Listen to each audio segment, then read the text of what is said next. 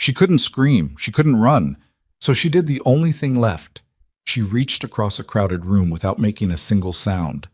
What happened next would shatter everything Nathan Cross had spent 6 years trying to forget, and force him back into the only version of himself he'd been running from. But if this story grips you from the first second, hit that like button and drop a comment with the city you're watching from. I want to see exactly how far this story travels. Now settle in. This one's going to take everything you've got. The morning Nathan Cross's past came back for him started the way most mornings did. Badly. He burned the eggs. Not just a little. He burned them in the way that suggested he'd been distracted for a full 2 minutes too long, standing at the stove with a spatula in his hand and his mind somewhere entirely else. The smoke alarm in the kitchen of their apartment on North Damon went off with the particular shrillness of a thing that had no sympathy for context, and Emma, sitting at the table with her cereal and her library book about ocean creatures, looked up at the noise with an expression that was somewhere between resigned and deeply amused. She was 7. She already had the face of someone who expected things to go slightly wrong. Nathan waved the smoke away from the alarm with a dish towel, mouthed sorry in her direction, and started scraping the blackened mess into the trash. Emma watched him with those dark, careful eyes she'd inherited from her mother, large and observant and almost unbearably perceptive for a child. She signed something. "You did it again." "I know," he said out loud, then caught himself and repeated it with his hands. "I know. Every time you think about work, you burn things." "I wasn't thinking about work." She gave him the face. 7 years old, and she already had a face specifically designed to communicate that she didn't believe him. He wasn't lying exactly. He hadn't been thinking about the lesson plans stacked on the kitchen counter or the paper he still owed his department head on the roll of propaganda in the First World War. He'd been thinking about the dream again. He didn't always remember the specifics when he woke. It shifted and changed over the years, the way bad memories tended to distort themselves into something more impressionistic than accurate. But he always woke with the same residue left behind. Sand in his mouth, the particular weight of body armor, the sound of a radio crackling with a voice he hadn't heard in 6 years. He pushed it back where it belonged. "Get your jacket," he signed. "We're going to be late." They were not late. They were, in fact, 15 minutes early, which was how Nathan preferred things, despite the fact that it was a preference he'd developed professionally and had since colonized his entire domestic life. They took the red line south, and Emma stood pressed against his side in the car, her book tucked under her arm, watching the tunnel walls flash past with the focused attention she brought to most things that interested her. He kept his hand on her shoulder. Old habit. He told himself it was because the train was crowded. He mostly believed it. He dropped her at Roosevelt Elementary at 7:52 and watched her walk to the doors without looking back, because Emma was constitutionally incapable of being clingy. She had inherited nothing of her father's hypervigilance or his difficulty standing in open spaces without mentally mapping the exits.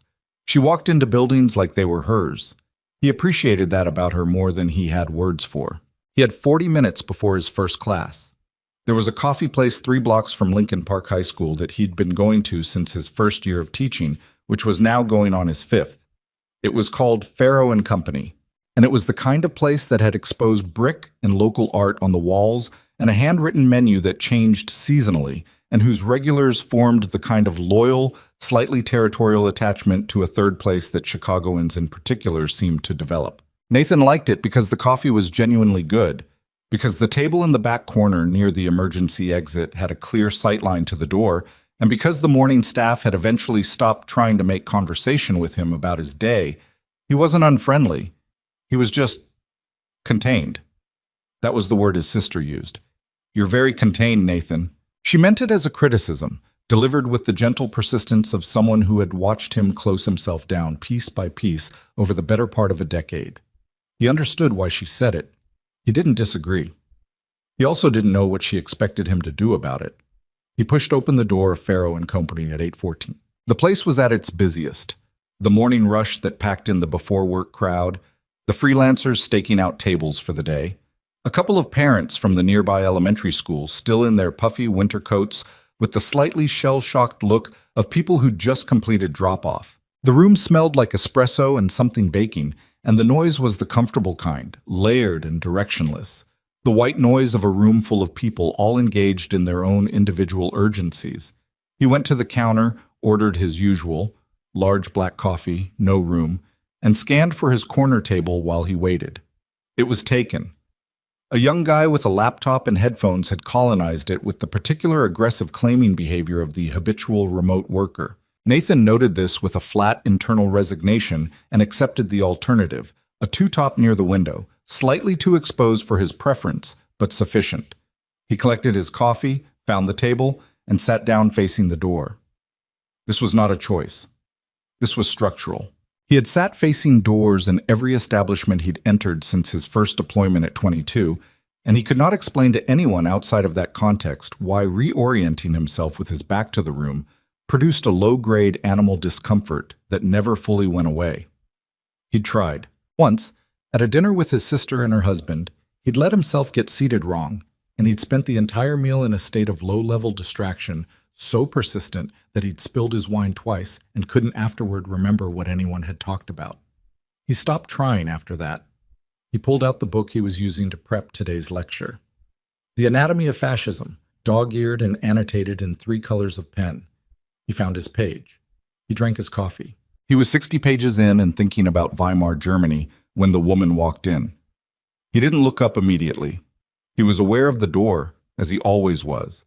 His peripheral attention flagged every entrance and exit without requiring conscious effort, but there was nothing to look up at. Just another person coming in from the cold. He registered her without processing her and went back to his book. She ordered something at the counter. He turned a page. It was maybe 3 minutes later that something shifted in him. Not a thought, exactly. More like a change in pressure. The kind of atavistic, wordless alertness that he had trained for and been trained by, and that he could never fully turn off, no matter how many years of grading papers and making lunches and attending school plays he stacked on top of it. He looked up. The woman was at a table near the center of the room. Early 30s, maybe. Well-dressed in the particular way of someone whose clothes were expensive but not conspicuous. Dark wool coat, neat, a quality he'd learned to read in environments where what people wore told you things about who they were and what they could afford. She had dark hair pulled back, good posture. She was sitting across from a man. Nathan read the man in approximately 2 seconds. Late 40s, heavy through the shoulders, sitting slightly forward, weight distributed wrong for casual conversation.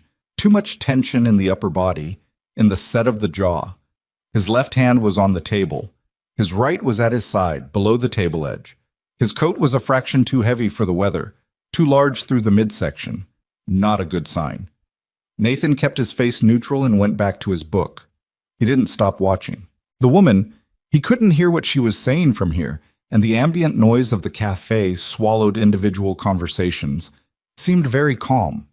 Too calm, maybe, in the way that people are calm when they are working very hard at being calm, and the effort itself is the thing that betrays them. Her hands were visible on the table. She wasn't touching her coffee. The cup was in front of her untouched, which was a thing you noticed when you were paying attention to people the way Nathan paid attention to people. He watched her hands. She was looking at the man across from her with a fixed, careful attention, not making eye contact with anyone else in the room, not looking at the door. Her fingers moved slightly against the table surface, and for a second Nathan thought it was just nerves, just the unconscious fidgeting of someone in a stressful conversation. Then she did it again, deliberately. His whole body went still. He knew ASL the way he knew how to drive, the way he knew how to read a map, not as a second language acquired for utility, but as something absorbed into the muscle and reflex of daily life. He'd started learning when Emma was diagnosed at 18 months. Not just learned, immersed, took classes, hired tutors, joined a deaf adult community group on the north side, made it a project the way he made things projects, which was to say comprehensively and without half measures. By Emma's 2nd birthday, he was fluent. By her 3rd, he was better than fluent. She had grown up in a household where language moved through the hands as naturally as through the voice. What the woman's fingers spelled against the table was not ambiguous. "Help me. He has a gun." Nathan did not move, did not change his expression, did not look at the man with the wrong distribution of weight and the too heavy coat in the right hand below the table. He looked at the book in front of him and turned a page he had not read and let exactly 4 seconds pass. Then he looked up, casually, the way anyone might look up from a book, and made brief eye contact with her. He kept his hands relaxed in his lap and spelled 4 words. I see you. Stay calm. Her face didn't change. She was good. Whoever she was very good. She gave him nothing. No relief, no reaction, nothing that the man across from her could have read as a change in the situation. Her eyes dropped back to the man and she said something, her voice too low to carry, and the man said something back and shifted his weight. Nathan's coffee sat cooling in front of him. He thought about Emma. He thought about her specifically, the exact weight of her against his side on the subway that morning, the way she'd looked walking into school without looking back. She was at school right now, safe, and she would be there until 3:15 when the aftercare program released her, and he was supposed to pick her up, and she would be annoyed if he was late because he was supposed to take her to the library. He thought about all of this and set it aside. He took stock of the room with the same systematic attention he'd trained himself to turn off, and was now turning back on. The morning rush was at peak capacity, maybe 40 people. Counter staff. 2 baristas, 1 floor staff moving between tables with a cleaning cloth. The door to the kitchen was behind the counter, left side. He'd clocked the emergency exit door on his way in, rear left, past the bathrooms, the handle slightly worn in the way that suggested it was used regularly for staff breaks, which meant it was not alarmed. The ceiling was low. The tables were small and close-packed in the center. The perimeter had more space. The man had his right hand below the table. He was big through the shoulders, but his balance was forward heavy, which meant fast turns would give Nathan the inside angle. The coat told Nathan there was bulk around the midsection, likely a holster, likely a full-size frame. The way he was sitting suggested he wasn't someone who carried habitually. He was too conscious of it, too attentive to his right side. He was also, Nathan noted, the kind of man who'd done something like this before. Not a professional. Something worse, in some ways. A desperate amateur with a plan and something to lose. The woman, her name he didn't know, would not know for another hour, reached for her coffee cup.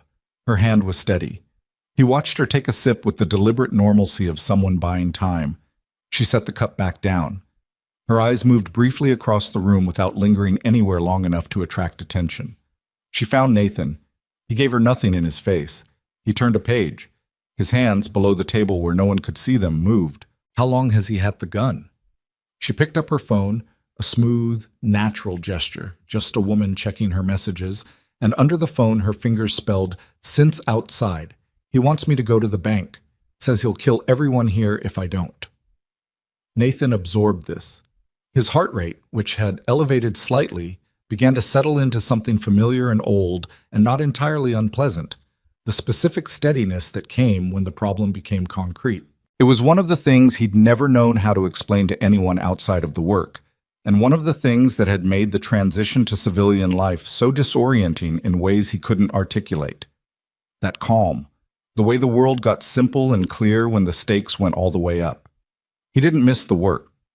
He was emphatic about that, internally, every time the question surfaced, but he missed that, a little, the terrible clarity of it.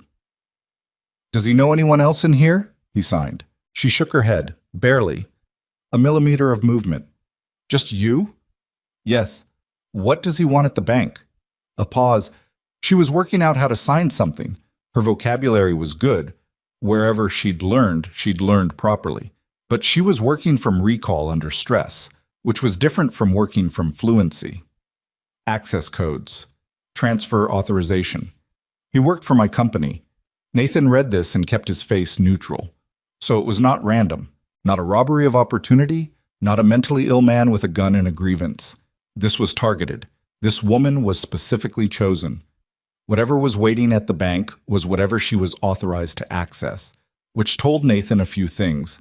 She had real authority, the man across from her had real information about that authority, and the plan, such as it was, had been thought through enough to be specific.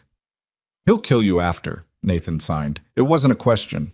She looked at him for a beat too long. Then, yes, he'd already known, but knowing it directly changed something in the weight of what came next. He looked at the cafe around them with fresh attention. The manager, he'd seen her before. A woman in her late 40s named Dina, always in a Pharaoh and Comedy apron and always slightly harassed, was behind the counter talking to one of the baristas. The floor staff, a young guy in his 20s, was collecting cups from a recently vacated table in the middle of the room. There were children in the room, a toddler in a high chair near the front window, a kid of maybe 10 on a laptop next to what was presumably a work-from-home parent, an elderly man alone with a newspaper, a group of 4 young women who had the look of grad students, probably from DePaul, all talking at once. All of them were inside the problem Nathan was trying to solve. He had no phone on the table. It was in his jacket pocket, which was on the back of his chair. Reaching for it was not subtle. He could text under the table, but any significant movement of his attention would be visible to the man, who was watching the room with the edgy, intermittent surveillance of someone operating at the edge of their competence. He thought about this for approximately 15 seconds. Then he stood up. He kept it casual, the body language of a man who'd been sitting too long and was stretching, maybe getting a refill. He picked up his coffee cup. He walked to the counter, not hurrying, and caught Dina's eye. She came over. He leaned in slightly, the way you leaned in when you wanted to say something under the ambient noise of a busy room. "I need you to do something for me," he said quietly, "and I need you to not react when I tell you. Can you do that?" Dina stared at him. She'd seen him in here hundreds of times. She knew he was a regular. She did not know anything else about him. "What?" she said. "There's a man sitting at the center table, dark coat, heavy build. He has a woman with him. He has a gun." He kept his voice completely flat, completely calm, the way he'd learned to deliver information in briefings, stripped of everything that would cause the listener to respond to the delivery instead of the content. "I need you to call 911 from the back room. Don't look at him when you go. Walk normally. Tell them armed individual, hostage situation, Farrow and Combus on West Armitage, and tell them to hold approach. Do not come in loud." Dina had gone very still. Her face had done something complicated. She was a practical woman, he could tell. She wasn't screaming, she wasn't looking at the man. She was processing. "What are you going to do?" she whispered.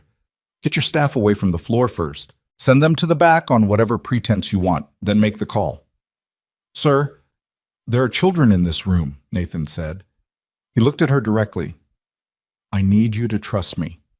She looked at him for one more second. Then she turned and said something to the barista next to her. Something utterly mundane about inventory. He caught the word oat milk, and they both walked calmly toward the back. Nathan returned to his table. He sat down. He picked up his book. Across the room, Emma's drawing was on the refrigerator at home. A picture she'd made at school of the two of them at the lake, rendered in crayon with the cheerful inaccuracy of a 7-year-old's spatial perception, his figure tall and slightly lopsided, hers small and precise. He thought about that drawing while he looked at the page of a book he wasn't reading, and thought about what he was about to do and did what he'd learned to do in the small spaces before things went loud, which was to be entirely present without being ahead of himself. There was a coffee station against the wall to his right, a stainless steel air pot of regular coffee, dark roast based on the label, and next to it the crockery station, spare cups, saucers, sugar dispensers. He'd noted it on his way in. He noted it again now with intent. The man across from the woman was talking again. He'd shifted in his seat, aggravated by something, or anxious. His jaw was tight.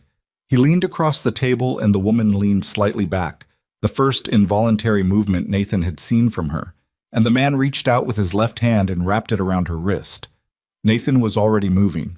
He stood up the way a person stands up when their knee bumps a table and they're unsteady, natural, almost clumsy, one hand catching the edge for balance, the other reaching for his coffee cup, and then his elbow found the side of the coffee station at the wall, and the air pot tipped and came off the counter edge and spilled catastrophically across the floor between the tables. The sound it made was enormous in context.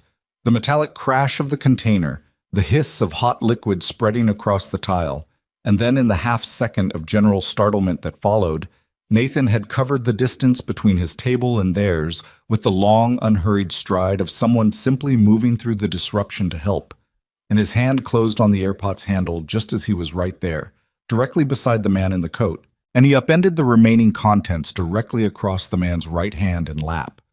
The sound the man made was not a word.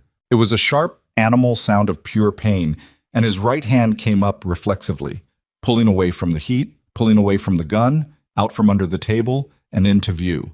And Nathan's left hand closed on the man's wrist before the gun cleared his waistband, and then several things happened in a very fast sequence that Nathan would afterward be unable to fully reconstruct in linear order.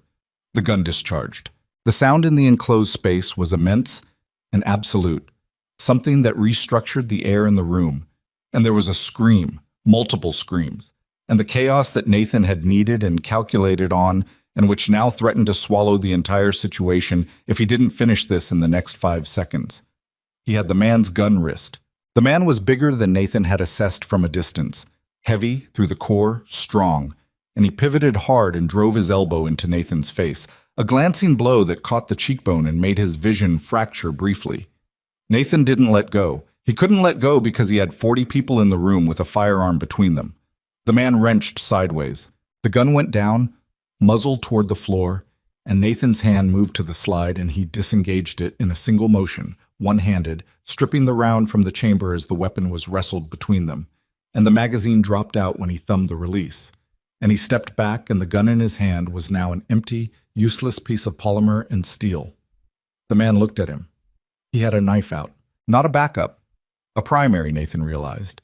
This was always the plan for afterward, something that wouldn't make noise. A fixed blade, 5 inches, quality steel. He held it correctly, which told Nathan this wasn't his first time holding one. "I will put everyone in this room in the ground," the man said.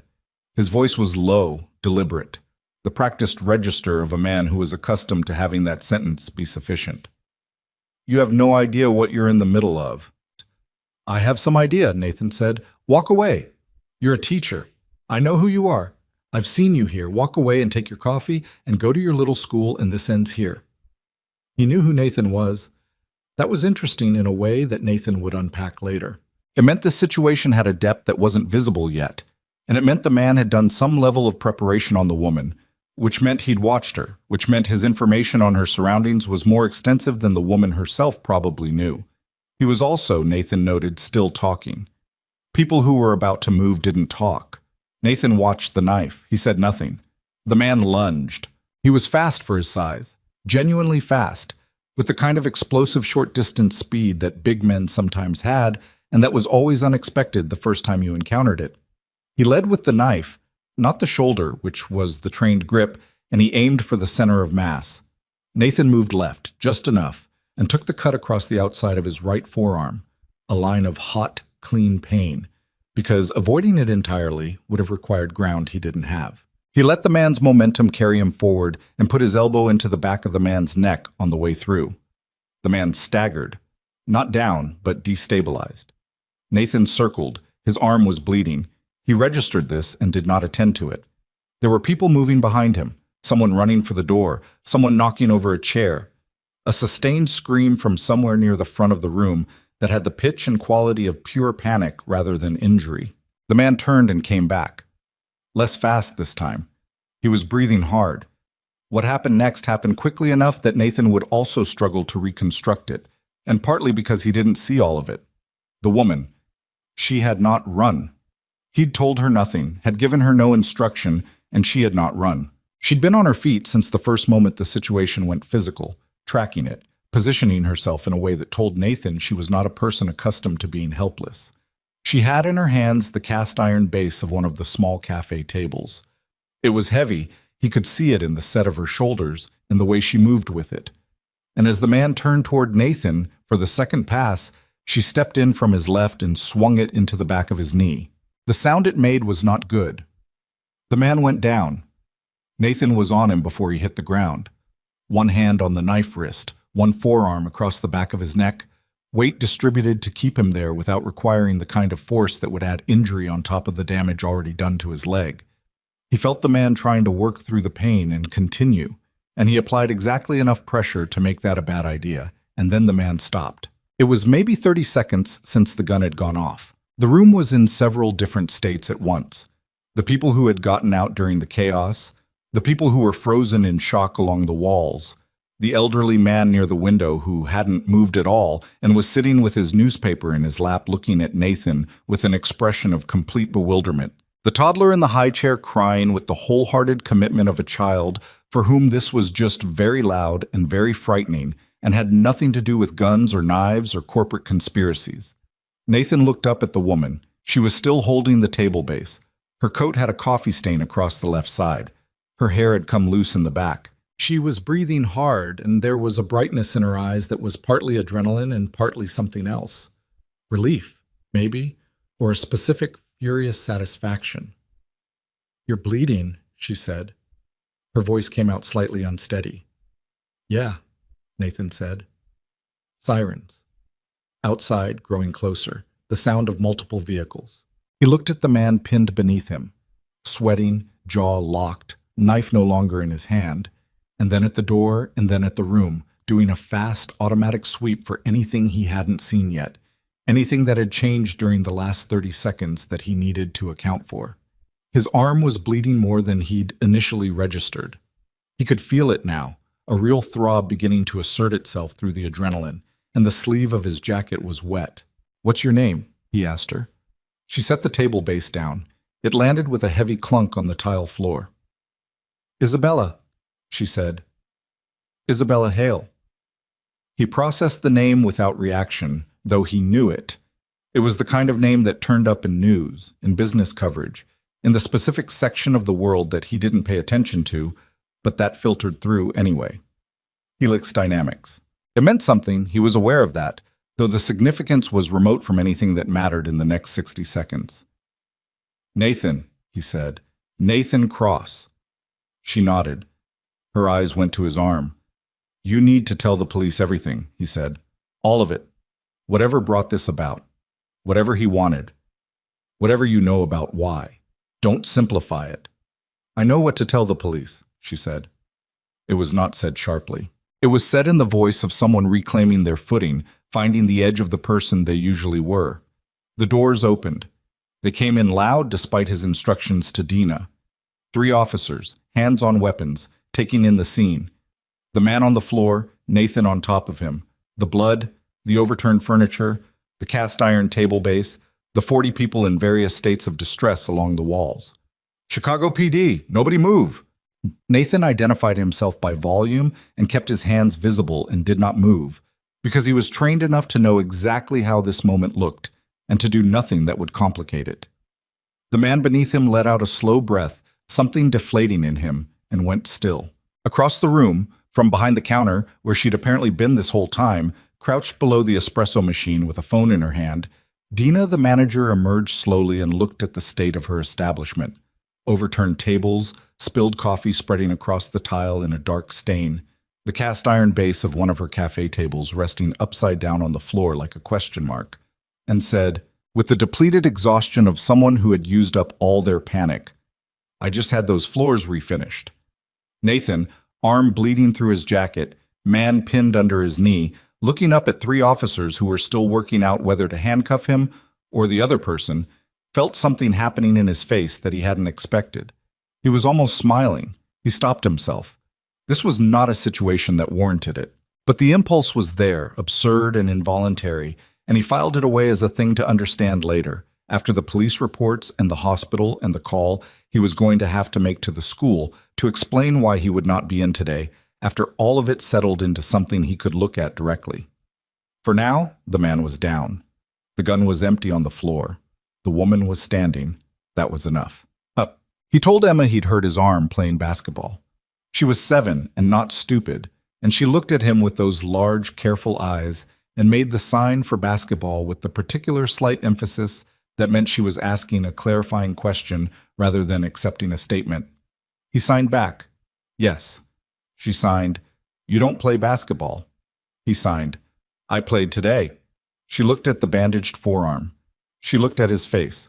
Then she picked up her library book about ocean creatures and went back to reading, which was either acceptance or the kind of suspended judgment that she was, at 7, already developing a genius for. He sat on the couch next to her and did not turn on the television and did not look at the news on his phone, and he thought about the afternoon, about the waiting rooms and the reports and the detective, Reyes, who'd kept him for 2.5 hours and whose eyes had changed when Nathan's military record came back on whatever database she'd run, and about Isabella Hale, who had sat in a separate room of the same precinct and answered questions with the composure of someone giving a deposition rather than recounting the worst morning of their life. He'd seen her briefly as he was leaving. She was on the phone, pacing, and she'd looked up and their eyes had met across the corridor and she'd held up one finger. Wait. And he'd nearly stopped. He hadn't. He had a 7-year-old to pick up from aftercare. He touched the bandage on his arm.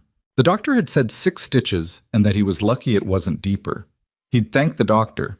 He hadn't mentioned what his forearms had looked like 6 years ago after a different situation with a different kind of blade, because that wasn't relevant information and wasn't something he thought about. Emma turned a page. The apartment was quiet. Outside the window, Chicago was doing what Chicago did in November, settling into the gray, long-shadowed early dark, the lake a distant, restless presence to the east. The sounds of the city reduced to their essential register, traffic and the occasional siren and the particular quality of silence that came after. He reached over and tucked her against his side. She tolerated this for approximately 4 seconds before repositioning herself with the efficiency of a child who had opinions about how she occupied space, and then she was under his arm with her book and her elbow at an angle that was slightly too sharp against his ribs, and he did not move. He sat very still and let his heart do whatever it needed to do. His phone lit up on the coffee table. He could see the screen from where he sat, a number he didn't recognize, a 312 area code. Chicago. He let it ring. It rang twice and went to voicemail. A few seconds later, a text appeared beneath the number. Mr. Cross, this is Isabella Hale. I'm sorry to reach out. I got your number from Detective Reyes. I know this is abrupt. There's something I need to tell you about this morning that I wasn't able to share with the police. Not yet. I think the man from the cafe was not working alone. I think this isn't over. I'm sorry. I didn't know who else to contact. Nathan read it once. He read it again. Emma turned another page. Somewhere in the ocean book, apparently, something interesting had happened. She made a small, involuntary sound that was not quite a word, the sound she made when a book surprised her. He looked at the message for a long time.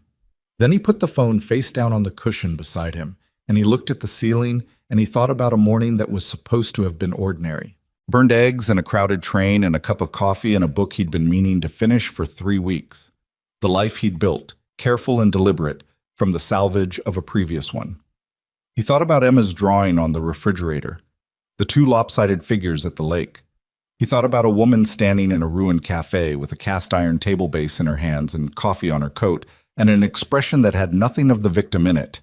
He reached over and picked up the phone. He called her back.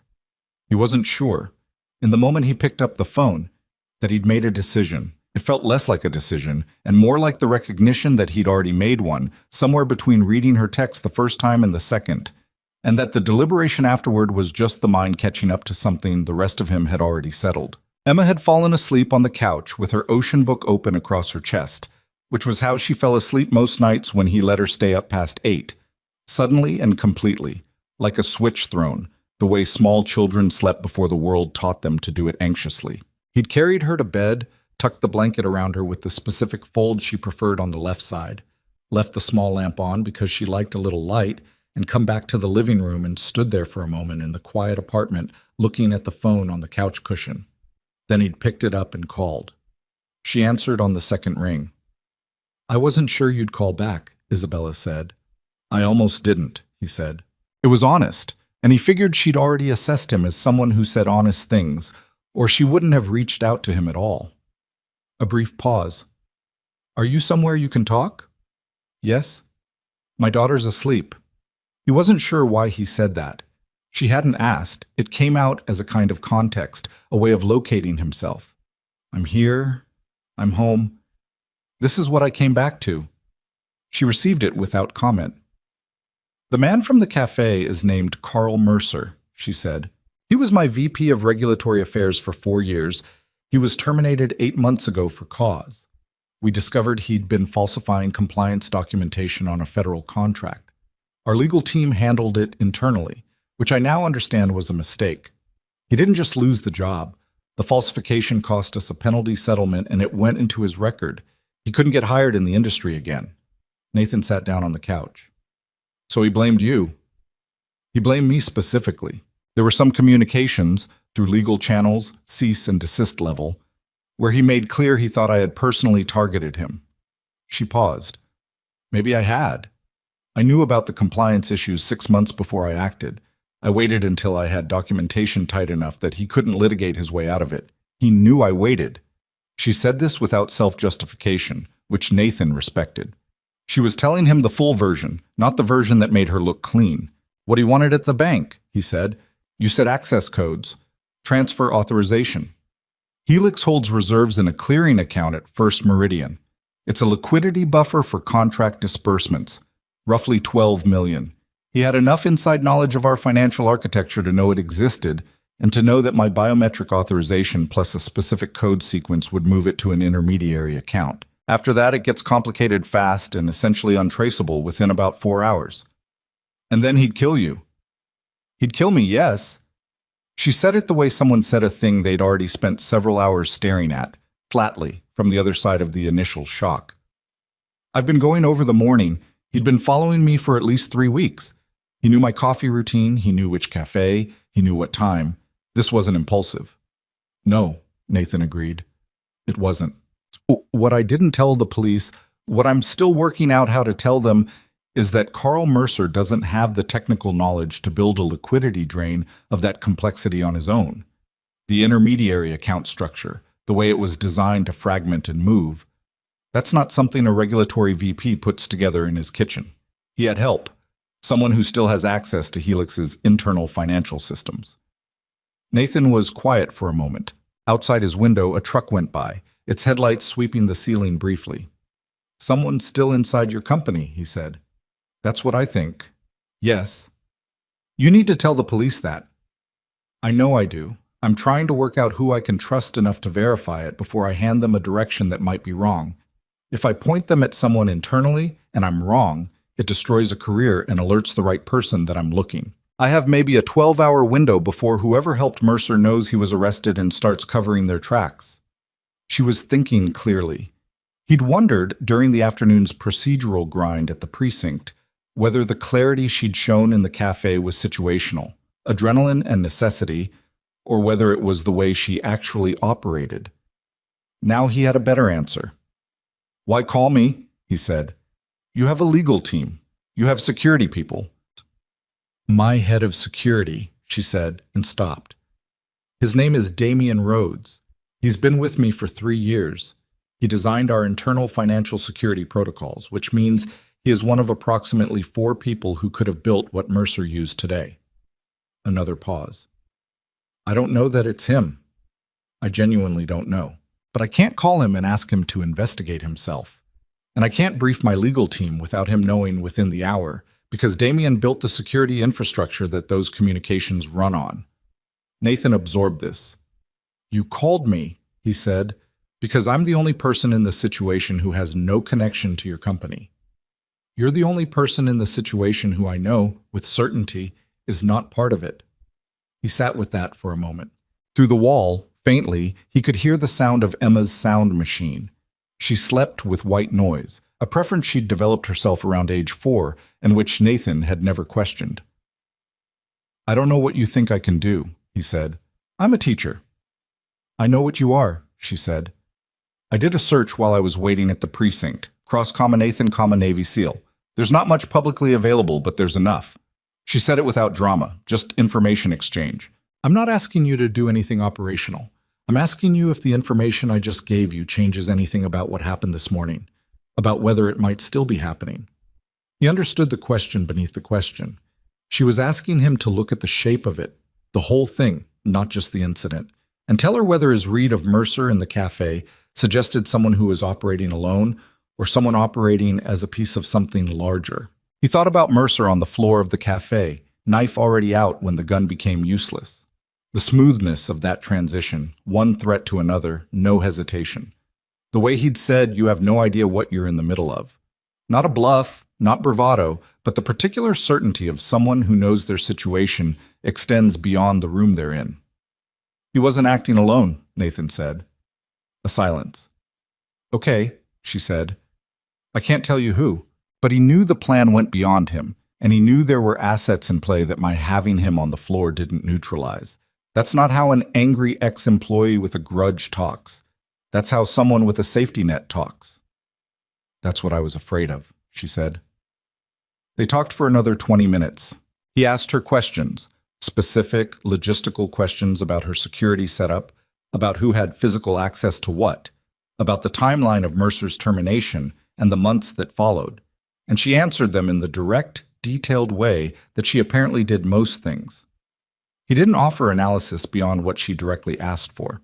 He was aware, sitting in his living room in the dark with his bandaged arm and his sleeping daughter on the other side of the wall, that he was already more involved in this than the 6 stitches on his forearm strictly required.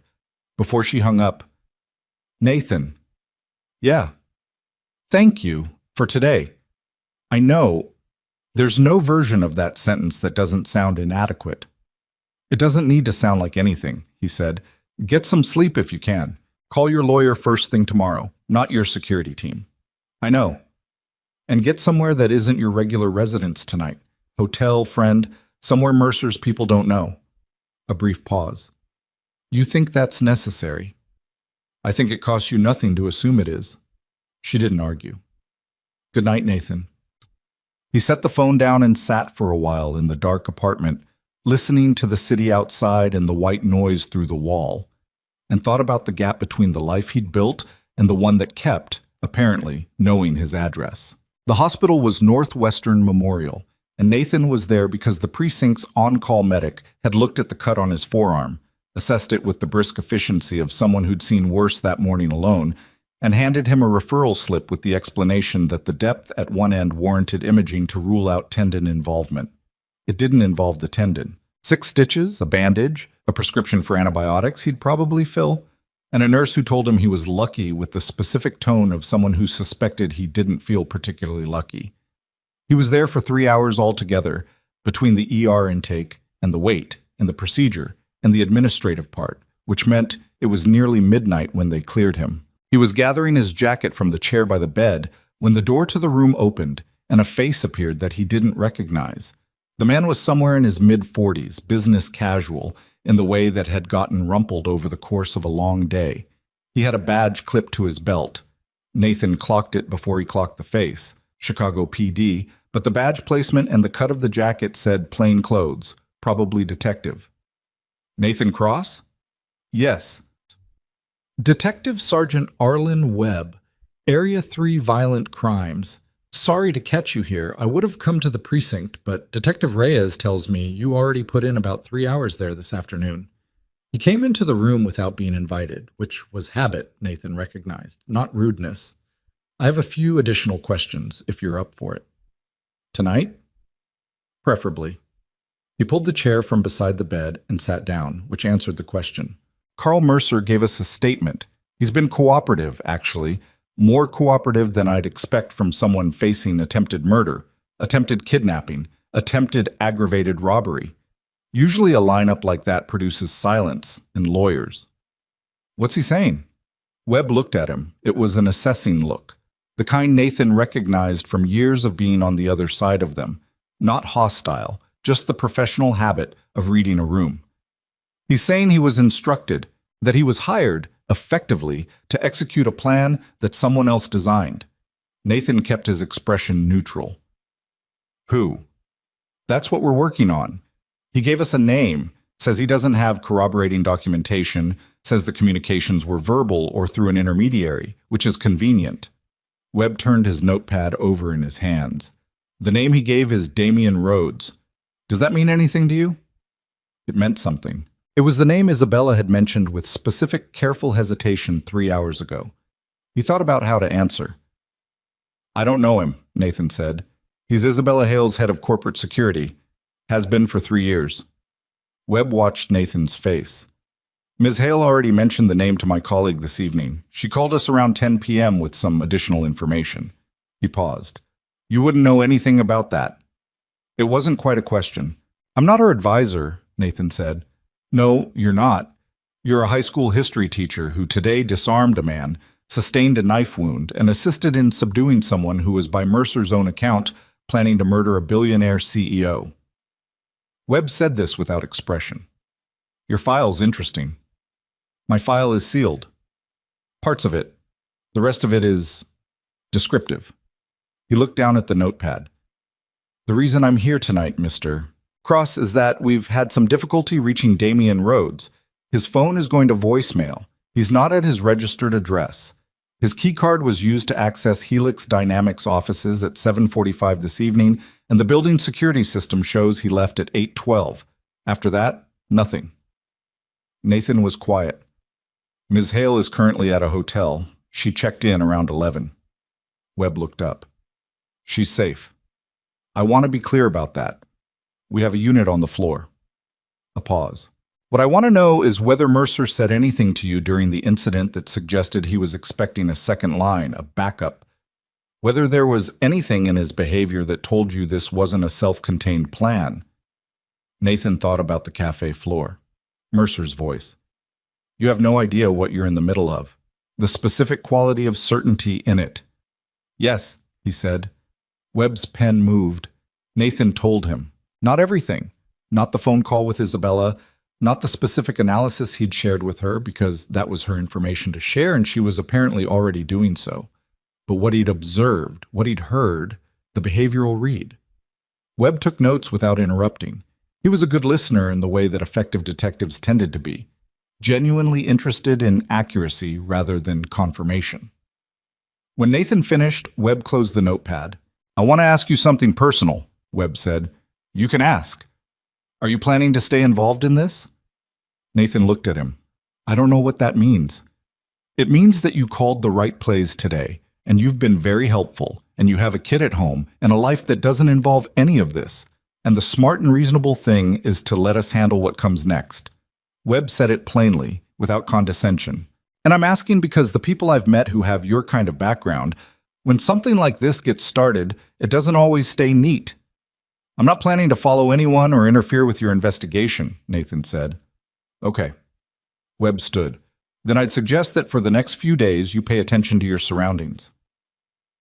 I know that's not advice you need from me, but Mercer is in custody and Rhodes is in the wind, and until we have him, we don't fully know the parameters of what we're dealing with.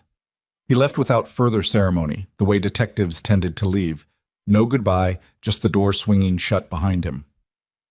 Nathan sat in the hospital room for a moment before getting up. He called his sister Maya from the cab on the way home. She answered sounding like someone who'd been asleep, which she had. Nathan, it's midnight. I know. I'm sorry. A rustling sound. He could hear her sitting up. What happened? Are you okay? I'm fine. I need to ask you something. He watched Chicago going by outside the cab window. Can Emma stay with you for a few days, starting tomorrow? A pause that he knew well. Maya doing the math on what this meant, arriving at a number she didn't like. Nathan, nothing's happened. Nothing's going to happen. He said it with as much conviction as he had. I just want her with you while I sort something out. Sort what out? Something from today. I'll explain when I can. Nathan, her voice changed. Please tell me you didn't get into something. Something got into me, he said. It's different. She didn't think it was different. He could hear that. But she said yes, because she was his sister, and because she loved Emma, and because she'd been doing this long enough, absorbing his incomplete explanations and his deliberate vagueness and the way trouble found him even in the life he'd built to avoid it, to know that pushing harder tonight wouldn't get her more information. First thing tomorrow, she said. First thing, he confirmed. He thanked her and hung up and watched the city go by and thought about Damian Rhodes, somewhere in Chicago tonight, doing the math on what Carl Mercer in police custody meant for every layer of the plan that extended beyond Mercer. The school called at 7:15 the following morning. Not about Nathan, about a schedule conflict, a routine thing, a message that ended up in his inbox between the 24 other emails that had accumulated overnight, because his email address had apparently made it into some news coverage of the cafe incident, and people had opinions they wanted to express. He deleted the ones that were weird, answered the one from his department head, who had seen the news and was, to her credit, more concerned about whether he was okay than about coverage plans for his classes, and texted Maya to confirm Emma was en route with a packed bag and her ocean book. Emma, when he told her this morning that she was going to Aunt Maya's for a few days, had given him that look, the sustained, measuring look that had more of her mother in it than Nathan could always comfortably observe. He signed, "Because I have some work things to sort out and I want you to have fun with Maya." She signed, "You said you play basketball and now you have work things. Both are true. You're a bad liar, Dad." He was.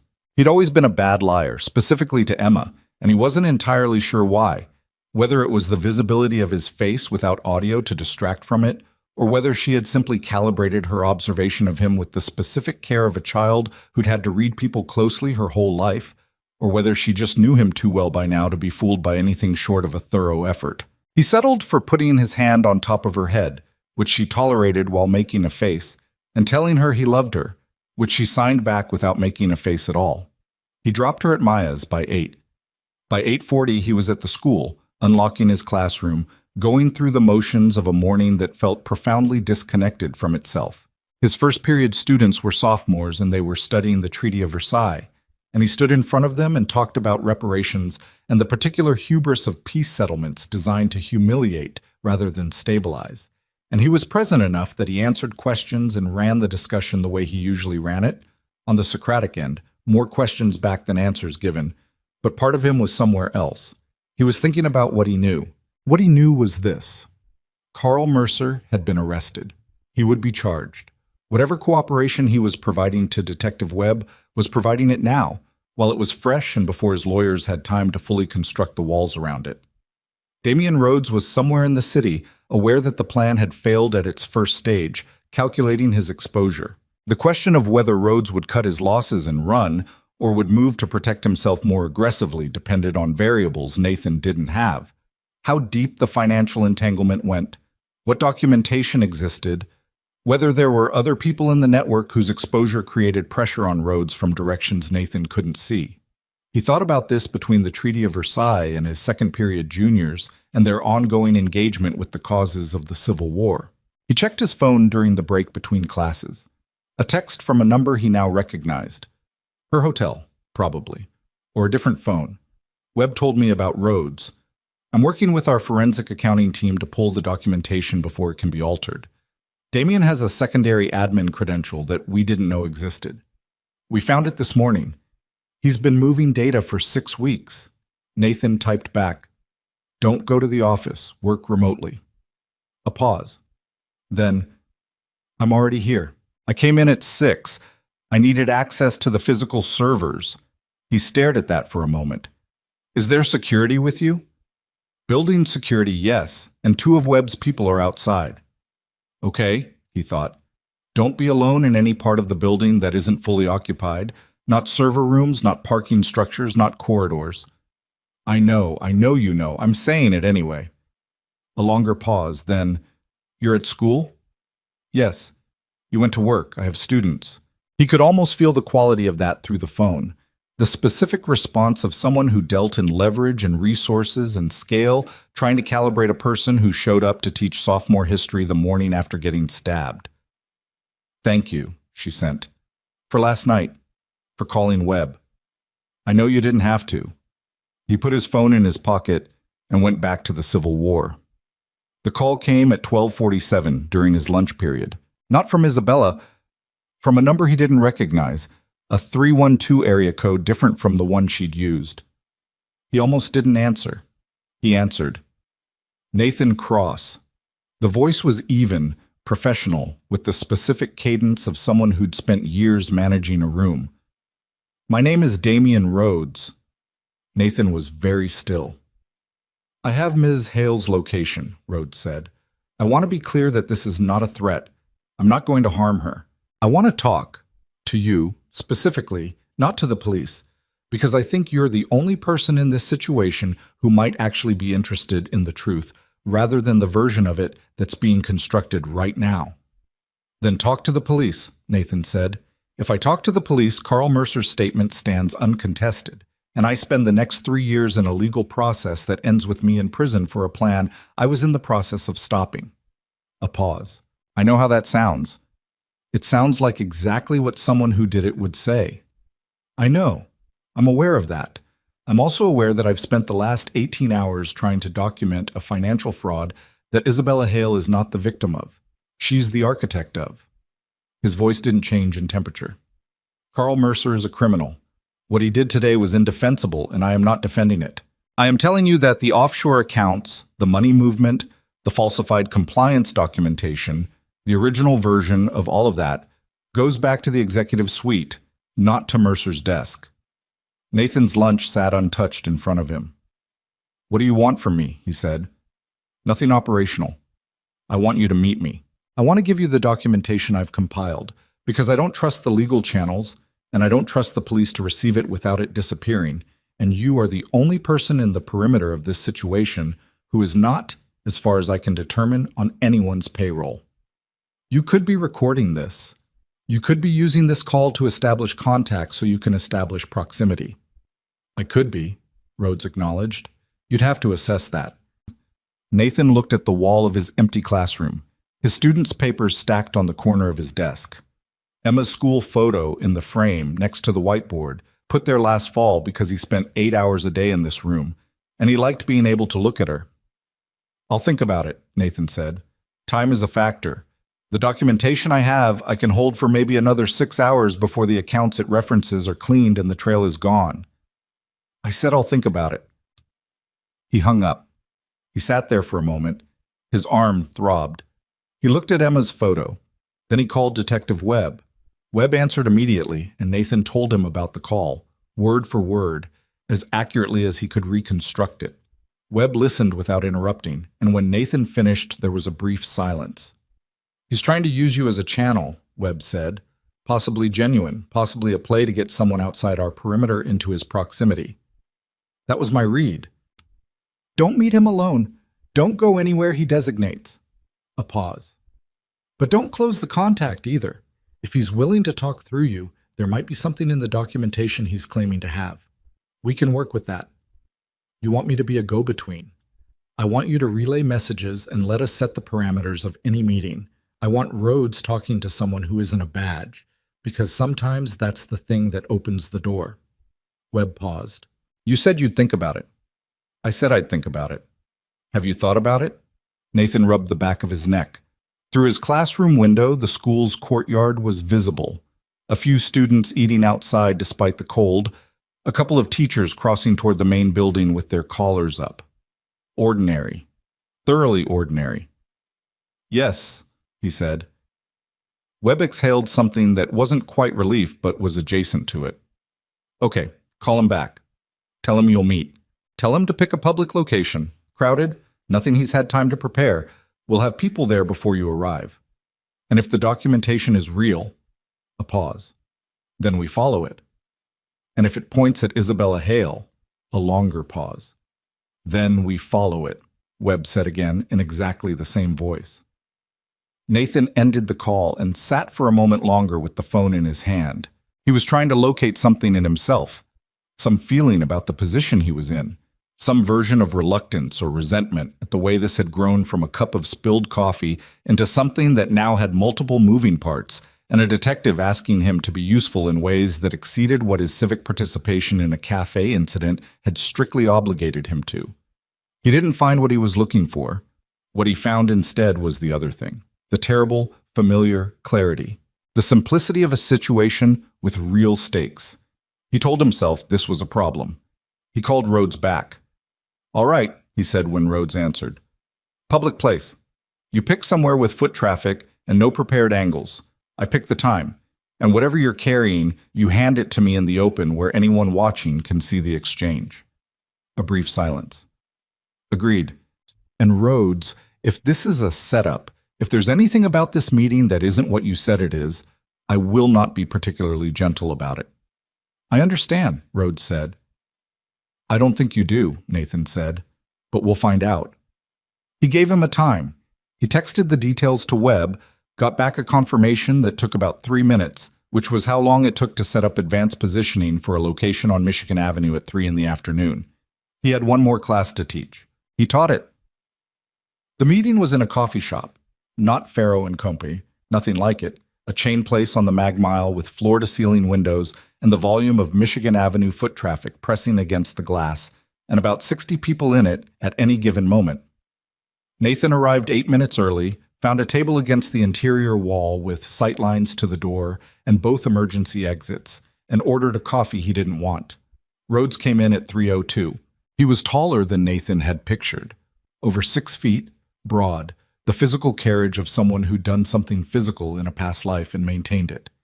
He had the look of a man running on bad sleep and controlled adrenaline, which Nathan recognized because he'd seen it in mirrors. He sat down across Nathan without a greeting. "You brought police," he said. Not a question. "Yes." The man by the window in the gray jacket, and the woman at the counter. He said it without particular effect. "That's fine. I expected it." He put a manila envelope on the table between them. Nathan didn't touch it. "Talk first," Nathan said. Rhodes talked.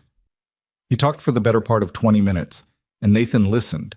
And as he listened, the shape of what he was hearing resolved itself into something that was either very true or the most sophisticated piece of misdirection he'd encountered outside of an active theater of operations. What Rhodes said was this: 4 years ago, Helix Dynamics had taken a federal contract, a data infrastructure project for 3 Defense Department agencies, and had delivered it with fraudulent compliance documentation. Not documentation falsified by Carl Mercer. Documentation authorized at the CEO level, with Mercer as the operational executor, who was later positioned as the sole architect when the internal audit surfaced irregularities. Rhodes said he'd discovered this 8 months ago. He said he'd brought it to Isabella Hale directly in a private meeting with documentation. He said she had told him to bury it. He said when he pushed back, she had found Mercer and constructed the termination process in a way that would make Mercer the story, the bad actor, the disgruntled employee, before the federal audit process moved far enough to surface the real authorization chain. Mercer knew, Rhodes said. He knew she'd used him. That's what today was. Not just money. He wanted to take her down, destroy something she'd built, make her feel what she'd made him feel. He's not innocent, but neither is she. Nathan looked at him. "You have documentation." "In the envelope." "If this is real, why not go to the FBI?" "I went to the FBI 14 weeks ago," Rhodes said. "I gave them a preliminary briefing. 3 days later, my apartment was broken into. Nothing was taken. A message." He looked at Nathan steadily. "I've been building the secondary documentation since then, the kind that doesn't rely on Helix's internal systems and can't be erased from inside the company." Nathan looked at the envelope. He thought about Isabella Hale standing in the cafe with a cast-iron table base in her hands. He thought about the way she'd spoken on the phone the night before, direct, clear, apparently honest.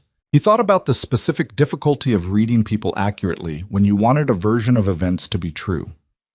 He picked up the envelope. It was heavy, substantial. Whatever was in it, it was real paper, real documents, not a prop. "I'm going to pass this to the detectives in this room," Nathan said. "If what you're claiming is documented in here, their job gets more complicated. If it isn't, if this is a diversion or a plant, you understand what happens next."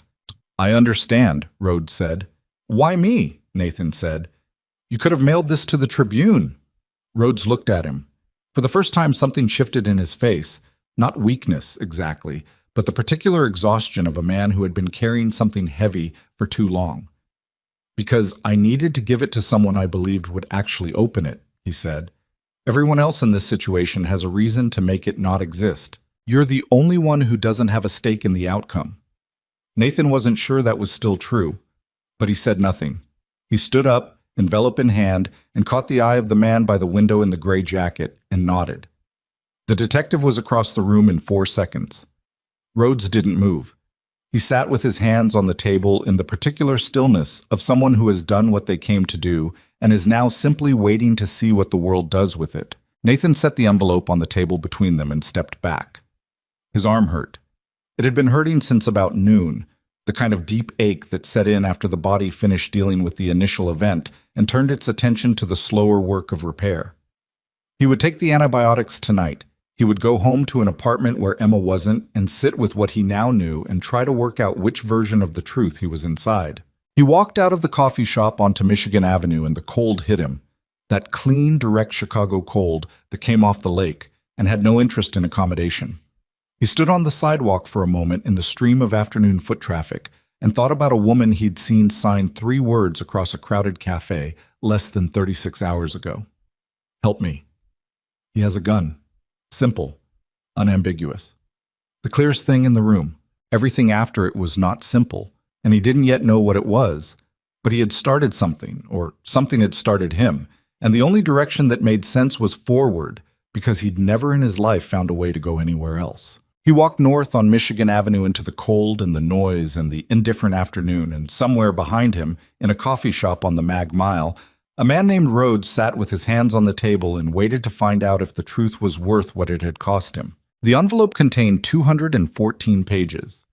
Nathan knew this because Webb called him at 7:18 that evening and told him, in the flat, careful voice of a detective who had spent the intervening hours doing the kind of reading that changed the shape of a case. 214 pages, Webb said. Financial records, internal communications, authorization chains going back 4 years. Some of it's duplicative. A lot of it isn't. A pause that had weight in it. We're going to need some time with this. How much time? More than I'd like. Another pause. Cross, I want to ask you something, and I want you to be straight with me. Okay? In your conversations with Ms. Hale, and I know you've had conversations, don't bother managing that, did she say anything about the federal contract?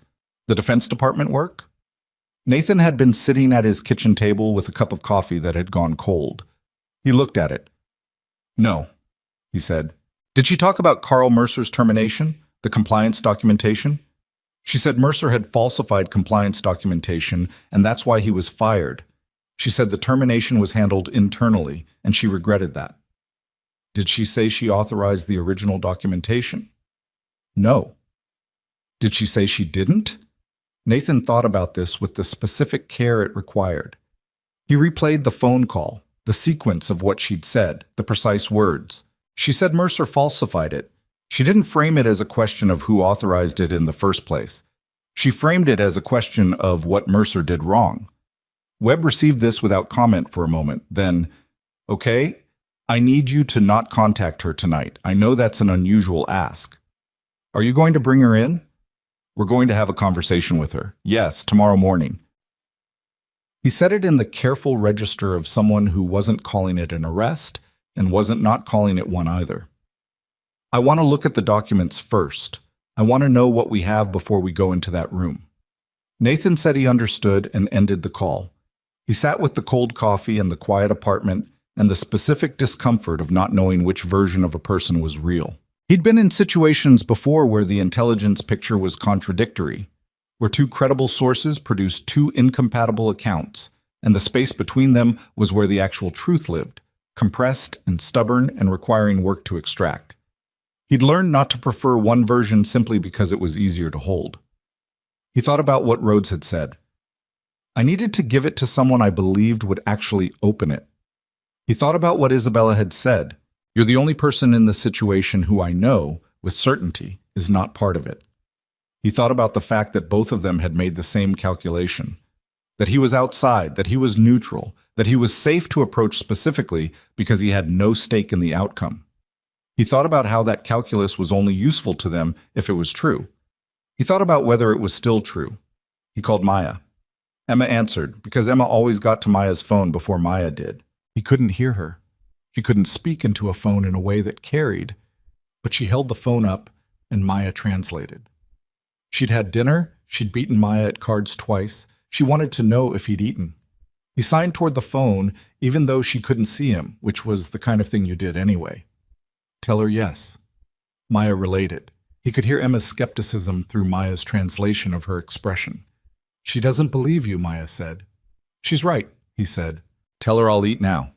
He made a sandwich and ate half of it standing over the kitchen sink and thought about the next 12 hours. The next 12 hours did not go the way he'd mapped them.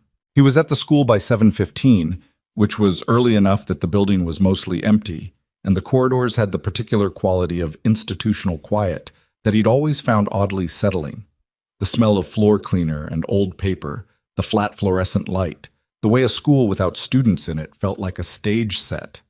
He unlocked his classroom, put his bag down, and was looking at his lesson plan for the day when his phone buzzed. Isabella. He looked at the notification for a moment. Webb had asked him not to contact her. He hadn't. She was contacting him. He answered. "They're coming to talk to me this morning," she said.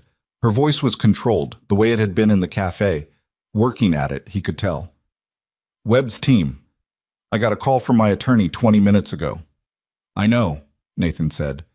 A silence. "You knew they were coming," she said. "I knew they were going to want to talk to you. I didn't know the timeline." "Webb called you last night." Not a question. He could hear her adjusting to this, recalibrating the map of who was talking to whom. "What did Rhodes give you? Documents? Financial records? Internal communications? What did they say?" He thought about this. Webb hadn't told him not to tell her specifically. He'd told him not to contact her. She'd called him. He wasn't sure this distinction was one Webb would find compelling, but it was the one he had. "They said the compliance fraud on the Defense Department contract went higher than Carl Mercer," he said. Another silence. Longer. "Nathan." Her voice had changed. Not collapsed. She was not a person who collapsed, but something in the architecture of her control had shifted slightly. "I need to tell you something." "Okay." "Some of what's in those documents, some of it is accurate." She said it carefully, the way you said a thing you'd been deciding whether to say. "The authorization chain, the original documentation on the federal contract, that goes to my desk. I knew what Mercer was doing, and I signed off on it." A pause. "What I didn't do is orchestrate his termination to make him the story. I terminated him because when the internal audit surfaced it, my legal team told me the cleanest resolution was to present it as a rogue employee situation. Mercer knew. He agreed to it in exchange for a settlement that let him walk without criminal referral." Her voice tightened. "What I did not know and did not agree to was that Damian Rhodes had been documenting all of this for months with the apparent intention of using it as leverage. He didn't go to the FBI to expose me. He went to the FBI to establish a record that he could use as protection if the situation shifted against him." Nathan was standing very still at the front of his empty classroom. "And the money?" he said. "The $12 million Mercer was going to take. The plan, as best I understand it now, was that Rhodes facilitated the Mercer action. He gave Mercer the technical infrastructure, the account architecture, the access pathway. In exchange, Mercer was supposed to disappear the money and split it, and the whole thing was supposed to look like a straight kidnapping and theft by a disgruntled employee. Rhodes would be the sympathetic security chief who failed to prevent it." A beat. "My death was the part that cleaned up the loose ends. Once I was gone, the authorization chain on the federal contract died with me. Rhodes keeps his documentation as insurance against Mercer, who he could then expose if needed. Everyone gets what they want. Except Mercer. Mercer is not a sophisticated planner. He's an angry man who got handed a mechanism for revenge by someone who needed a weapon."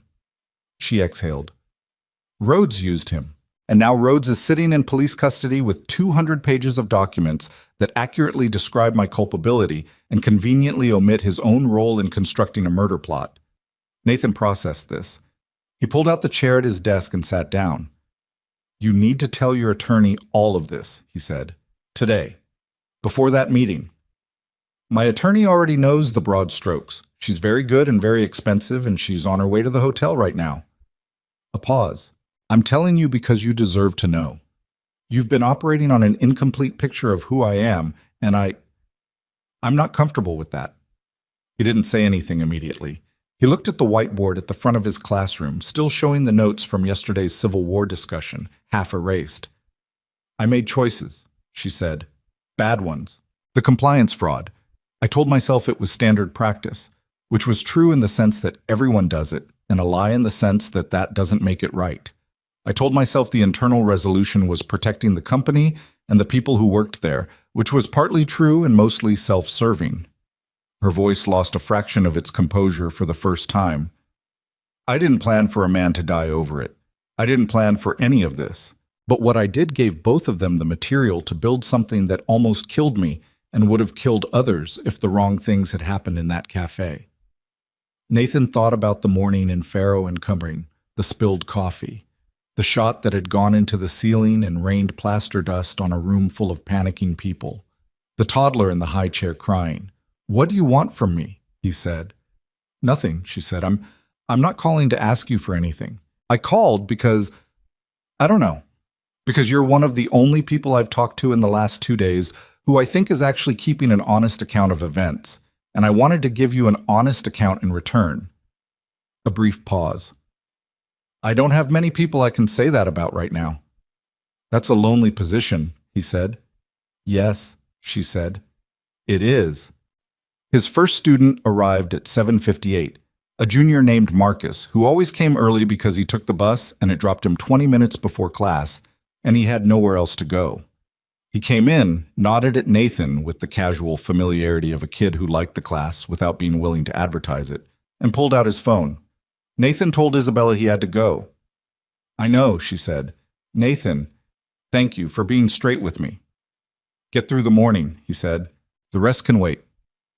He put his phone down and looked up at Marcus and the whiteboard behind him, and the ordinary Wednesday morning that was assembling itself outside his window. The meeting with Webb's team lasted 3 hours. Nathan knew this because Isabella's attorney, a woman named Priya Chandrasekaran, who apparently billed at a rate that would make Nathan's annual salary look like a rounding error, called him at 1:15 to tell him her client had been fully cooperative and that the investigation was now bifurcated. One track pursuing the murder conspiracy charges against Rhodes and Mercer, a second track addressing the federal contract compliance issues, which would involve a separate referral to the Defense Department's Inspector General. "Why are you calling me?" Nathan said. "Because Ms. Hale asked me to keep you informed," Chandrasekaran said, in the brisk informational tone of someone who had been told to do a thing and was doing it without necessarily endorsing it. "She says you're a relevant party. I'm a teacher who was in a coffee shop. That appears to be a matter of some debate." A pause. "She also wants you to know that she's cooperating fully on both tracks. She said you'd understand what that means." He understood. It meant she wasn't going to let her attorney construct a wall around the compliance issues and fight them. It meant she was going to hand them everything and take whatever came from it. He wasn't sure what it said about him that his first response to this was something that felt like relief. The afternoon passed. He taught. He answered a message from Webb confirming that Rhodes was in custody and being processed on conspiracy to commit murder charges, which would be amended as the documentation picture clarified. He ate the other half of the sandwich from the previous night because it was there and he hadn't had lunch. He called Maya at 4 and talked to Emma through the relay system they'd developed over years. Maya translating Emma's signs into speech, Emma watching Nathan's face on the video call and reading his responses. Emma told him she'd found a book at Maya's apartment about the ocean floor that was better than the one she'd brought with her and she wanted it. He said they'd look for a copy. She signed something that Maya translated with a slight pause before delivering it. "Are you done with the basketball thing?" "Almost," he said. She looked at him through the phone screen. Then she signed, "Okay, just that. Okay." The word that wasn't really okay, but was the word she used when she'd decided to trust him on something she wasn't sure about. He was at school late that evening, grading papers in his classroom because going home to the empty apartment felt worse than staying when he heard footsteps in the corridor. Not unusual. The building had evening programs, adult education classes, a robotics club that ran until 9. But the footsteps stopped outside his door, and after a moment the door opened. It was Isabella. She looked different than she had the last time he'd seen her, in the cafe, with coffee on her coat and a table base in her hands. She was wearing a long gray jacket, hair down, and she looked like she'd had a hard day in a series of hard days, which she had. She was also, Nathan observed, without any obvious escort, which meant she'd gotten away from Webb's protective detail, or it had been stood down, one or the other. "How did you know I was here?" he said.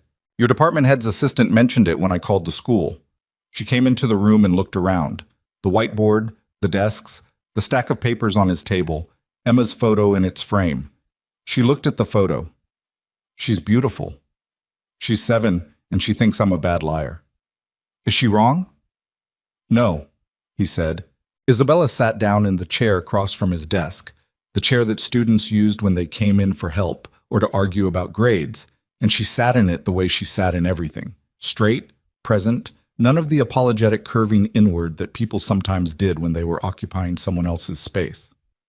"I want to talk to you about something," she said. "Not related to the investigation, not tonight." He waited. "In the cafe," she said, "when I first signed to you, I wasn't sure you understood. I was almost certain you did, but there was a second before you responded where I wasn't sure, and that second was the loneliest thing I've ever experienced." She looked at his desk, then back at him. "My brother was deaf. He died when I was 19.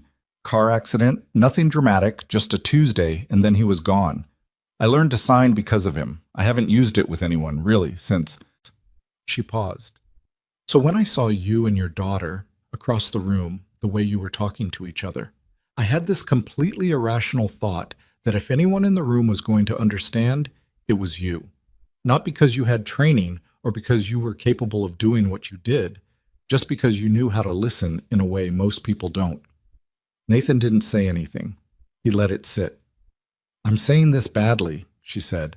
"No," he said. "You're not." She looked at him. The evening light through his classroom windows was the particular amber of a November late afternoon bleeding into early dark, and it did something to the room that made it feel smaller, more contained. "I've been building Helix for 8 years," she said. "I made it what it is. I made mistakes in how I did that, serious ones, and I'm going to have to answer for them, and I'm prepared for that." She said it without self-pity, which was the only way it was possible to say it without it sounding like performance. "But I've spent the last 2 days realizing that I've also built a life where the only people I fully trust are either on my payroll or in my legal team, and neither of those is the same thing as trusting someone." She paused. "I don't know what I'm trying to say." "You're saying it's been a strange couple of days and you needed to talk to someone who isn't billing you for the conversation," Nathan said. She looked at him for a moment. Then something shifted in her face. Not quite a smile, but the shape that came before one, the relaxation of something that had been held carefully. "That's a very practical interpretation. I'm a practical person." "Yes," she said. "I noticed." He got up and went to the small cabinet where he kept his electric kettle, a domestic intrusion into the classroom that his department head had opinions about and that he ignored, and made 2 cups of coffee with the particular efficiency of a man who'd been making his own coffee in inadequate conditions for 20 years. He handed her one. She took it without comment, which was right. They talked for a while. Not about the investigation, not about Mercer or Rhodes or the federal contract or what came next. She asked him about Emma, actually asked, with real attention, the kind that wasn't performance or politeness. He told her about the ocean book. He told her about the way Emma had started learning to paint with watercolors, the methodical, patient way she approached it, mixing colors with a concentration so total it was almost alarming in a 7-year-old. Isabella laughed at something he said, not a polished laugh, a real one, sudden and slightly surprised. She told him about her brother. His name was David. He'd been 2 years older than her, and he'd had a gift for mathematics that their parents hadn't known what to do with, and that David had eventually routed into competitive chess, which he'd played at a national level at 16. She talked about him the way you talked about someone you'd had to learn to carry. Not easily, but with the specific fluency of someone who had done the work of grief rather than avoiding it. "He would have liked you," she said. "You don't know that." "He liked people who were quiet and meant it," she said. "Not everyone who's quiet means it. Some people are quiet because they're managing something. You're quiet because you've decided most things don't need to be said out loud." She looked at him. He was the same way. Nathan drank his coffee and didn't argue with this, mostly because it was accurate in a way that was slightly uncomfortable. It was getting dark outside in a real way now, the November sky doing its early collapse, and somewhere in the school the robotics club was audible through the walls, a low irregular percussion of things being assembled and tested. Normal. Thoroughly, stubbornly normal. He was about to say something that he wasn't sure what, when his phone buzzed. He looked at it. Webb. "I have to take this," he said. She nodded and looked at her coffee. "Cross," he said. "We have a problem." Webb's voice had a quality Nathan hadn't heard in it before. Not panic. Webb was not a man who panicked, but something underneath the control, something that suggested the ground had shifted in a way he was still mapping. Damian Rhodes is out of holding. Nathan's hand tightened on the phone. What do you mean, out of holding? He was being processed at Area 3. About 40 minutes ago, one of the officers on intake had a medical event. Cardiac. He's at Northwestern right now. He's going to be okay. And in the movement and the disruption, Rhodes was in a briefly unsupervised window. A pause. He's gone. His restraints were cut, not broken, which means he had help. Someone inside. We're looking at that. Yes. Webb's voice. Cross, I need you to tell me where Ms. Hale is. Nathan looked across the desk at Isabella, who was looking at him, reading his face with the same attention she brought to everything. She's with me, he said.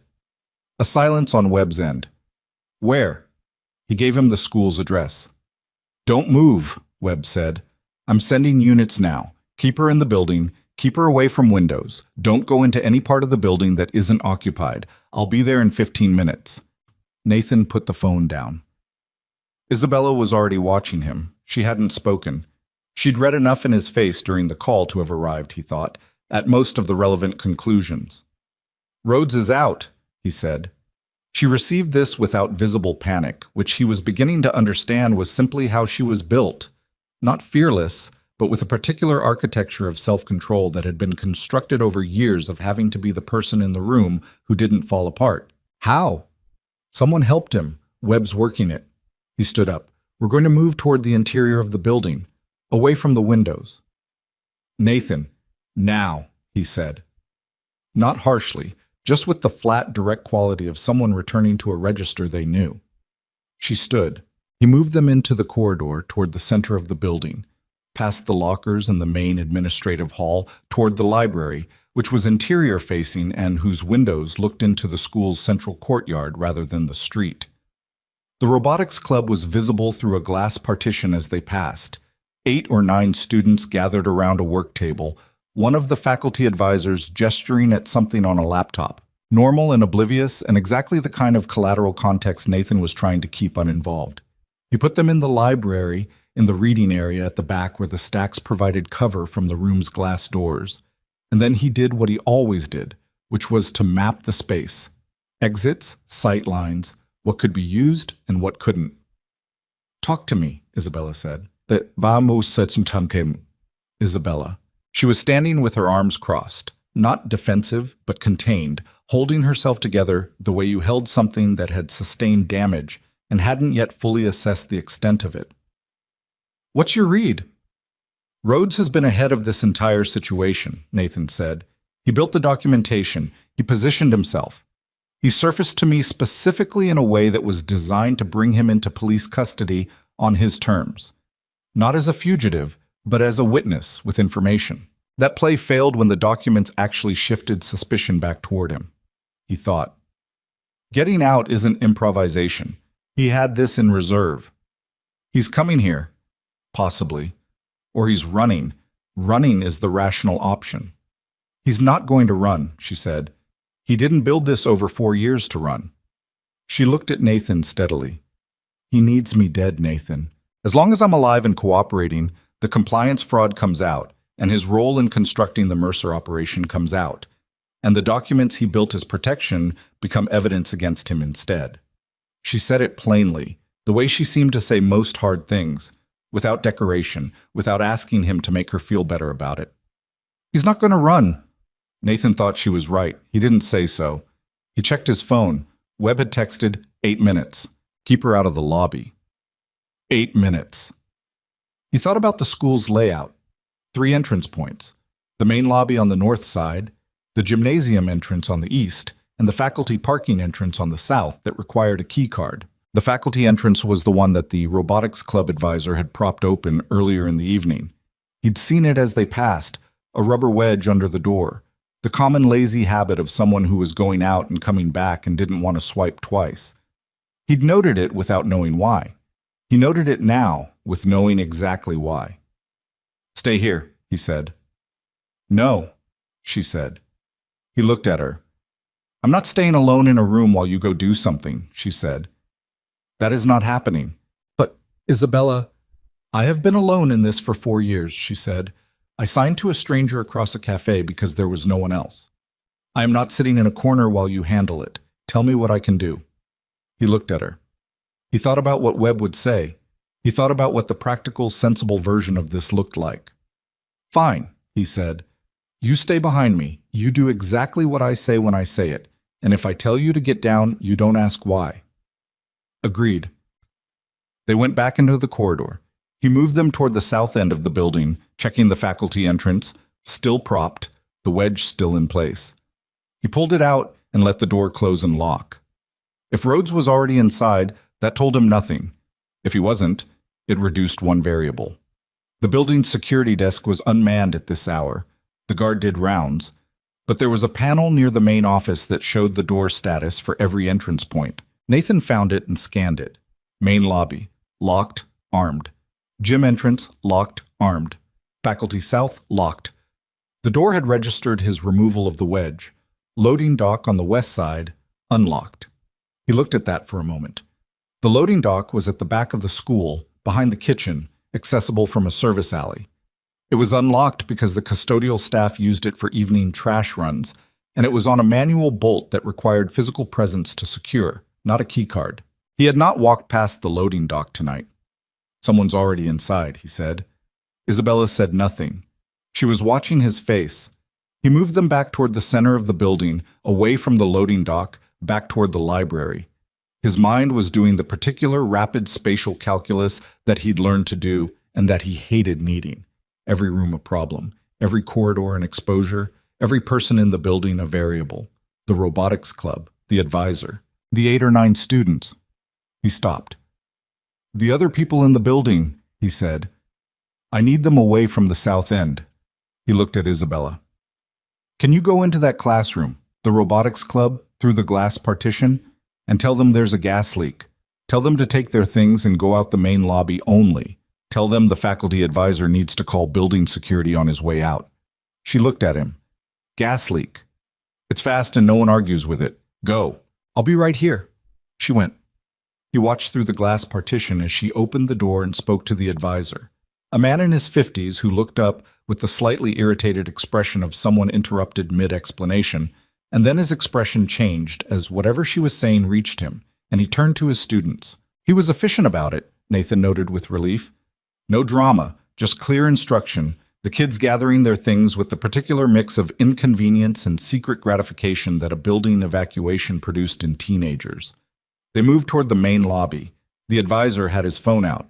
Isabella came back. Nicely done, Nathan said. I run a global technology company, she said.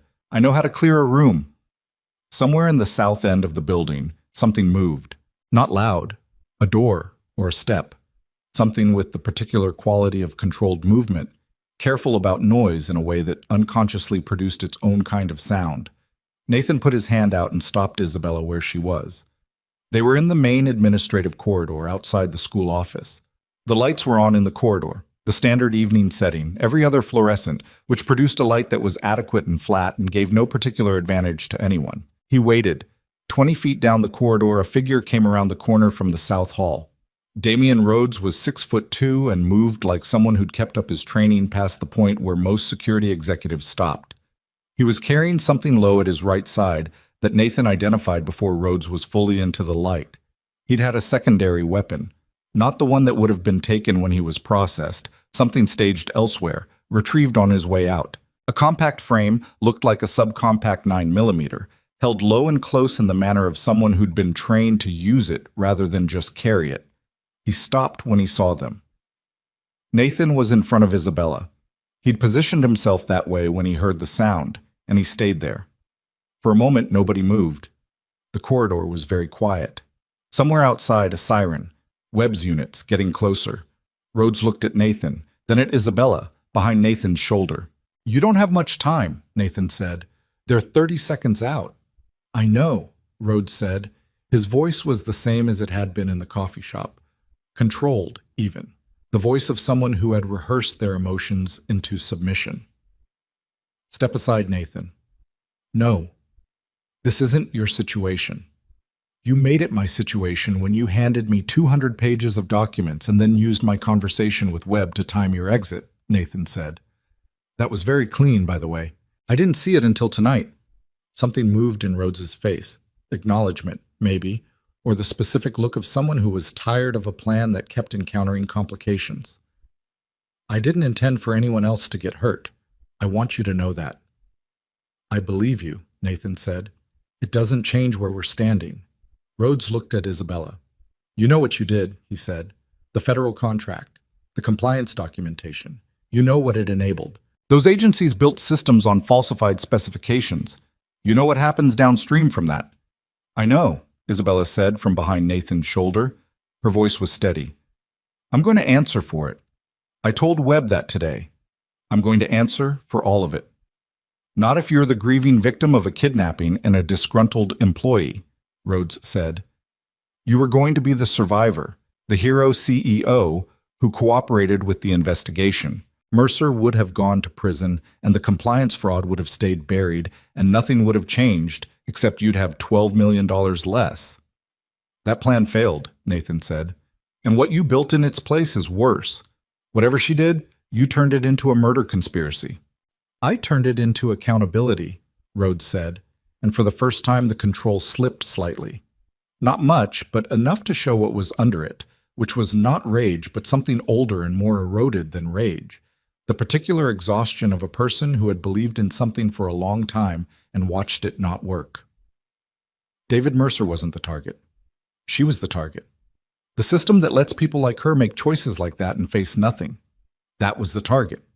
David Rhodes, Nathan said, and something shifted. Rhodes went very still. Nathan had put it together in the last 90 seconds, from something Isabella had said earlier without knowing she'd given him a piece. Her brother David. Death.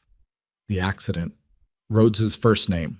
He could be wrong, but the way Rhodes's whole body changed when he said it, the way the controlled surface of him cracked, just slightly, at the edges, told him he wasn't. Your brother, Nathan said. Isabella made a sound behind him. The data systems that were built on the falsified specifications, Nathan said. Something happened. Someone got hurt. Rhodes didn't say yes. He didn't say no. He looked at Nathan with the particular naked quality of a man who has been seen in a way he didn't plan for. Whatever happened, Nathan said quietly, this isn't the path to it. You know that. You built something to get to justice and it turned into another version of the thing you were fighting. You know that. Outside, the sound of vehicles. Multiple vehicles, doors, the organized movement of people arriving with purpose. Rhodes looked at the gun in his hand. He looked at Isabella. He looked at Nathan. The sirens were right outside. Put it down, Nathan said. Not loud, not commanding, just direct.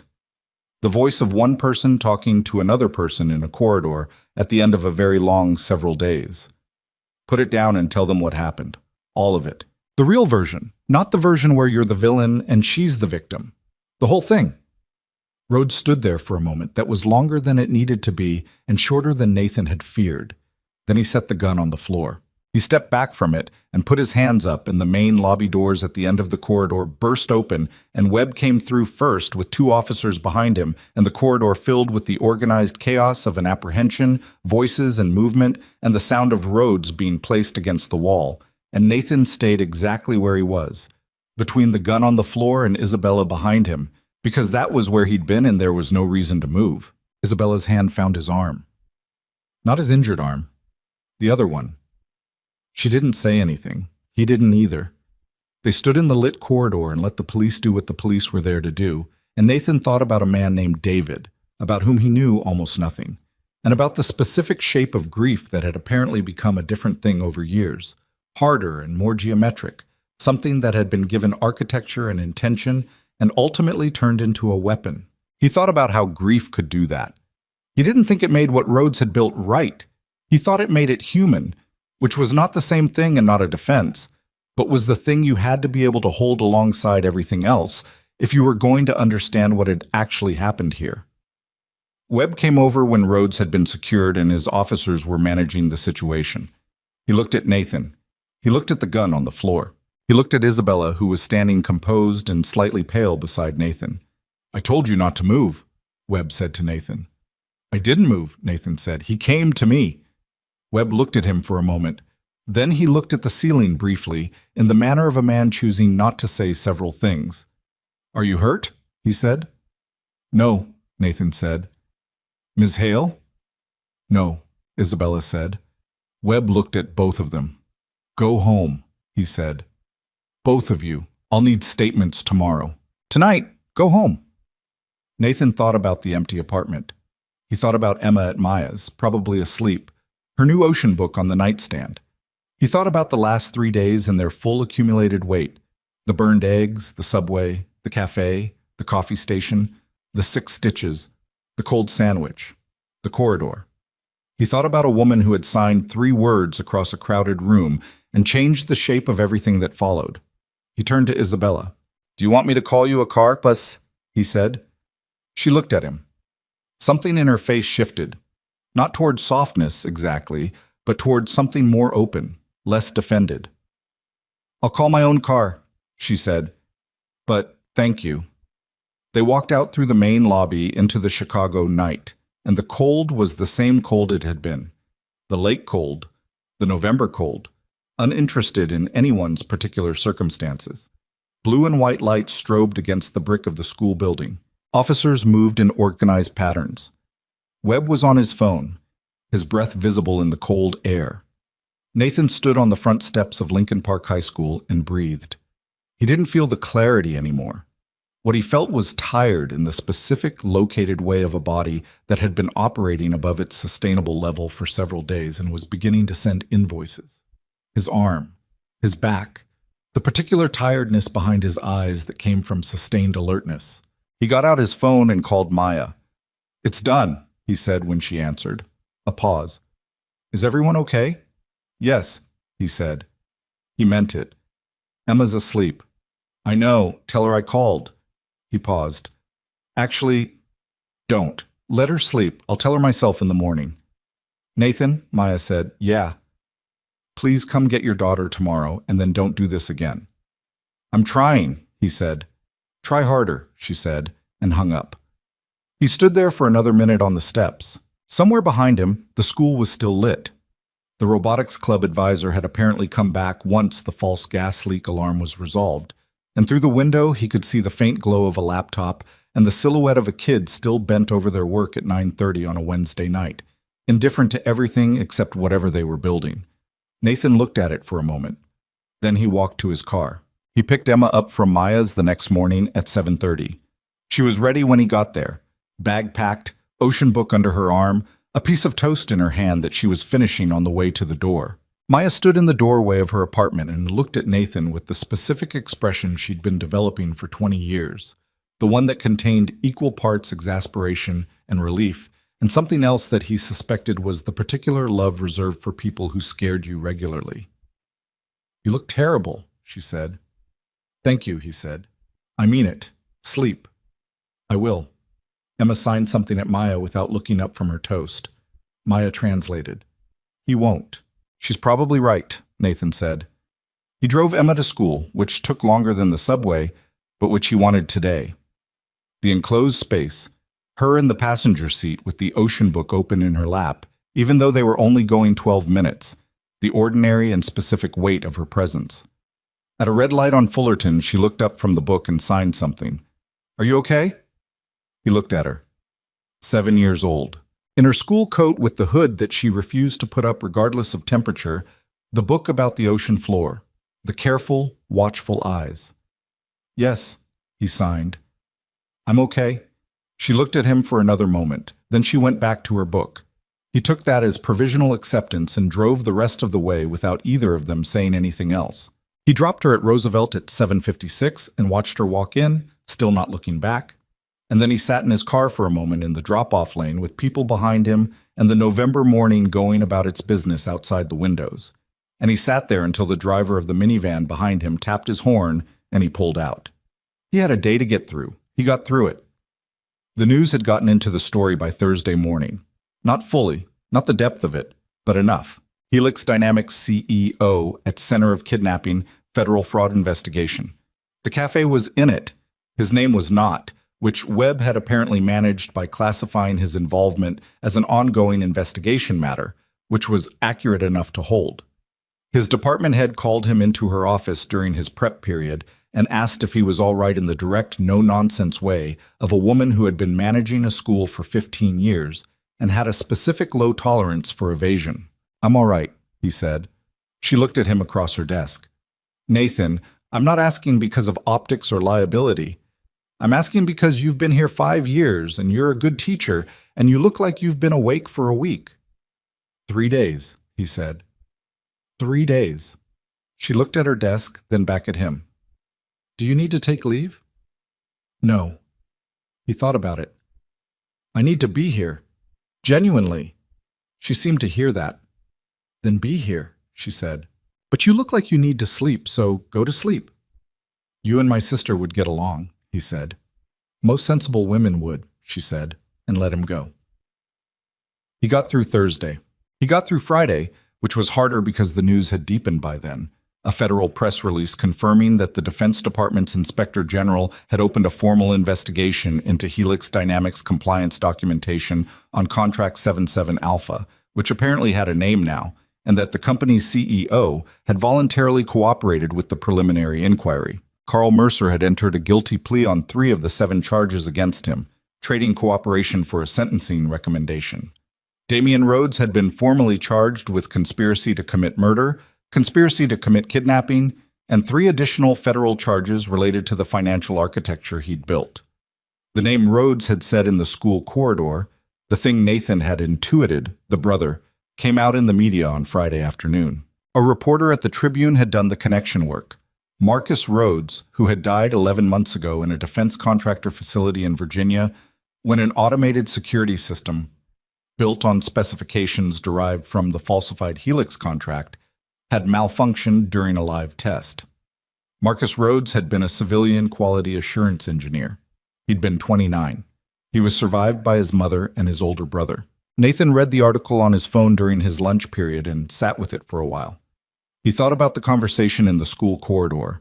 I turned it into accountability. The specific exhaustion under Damian Rhodes's control that had been visible even through 3 years of built-up architecture. He thought about grief being given a shape, and what happened when that shape had enough structure to stand on its own, long after the grief had calcified into something more functional and more terrible. He didn't feel sorry for what Rhodes had planned. A man had been willing to watch Isabella Hale die to make a point, and that was not a thing Nathan could build toward forgiveness from any direction. But he understood, with the kind of cold clarity that he usually reserved for tactical situations, that what Rhodes had done made complete sense from inside it, and he thought about the difference between making sense and being right, which was a distinction he'd spent a lot of his adult life trying to hold clearly, because in his experience, it was the one that got blurred most often, and with the most serious consequences. He called Isabella at noon on Friday. She answered after 1 ring. "I saw the Tribune piece," he said. "Everyone saw the Tribune piece," she said. Her voice was tired in a way he hadn't heard in it before. Not depleted, but the kind of tired that came from having done something genuinely hard and now having to continue living in the aftermath of it. "I knew about Marcus Rhodes. Not until this week, but after Rhodes was arrested, Priya found the connection when she was building the case file. I've been trying to figure out what to do with that." "What are you going to do with it?" A pause. "I don't know yet. His mother is still alive. She's in Ohio. I don't know if reaching out is something she would want or if it's something I'm doing for myself." She paused again. "I tend to do things decisively. I'm trying to learn when not to." "That's not a short lesson," Nathan said. "No," she agreed. "It's not."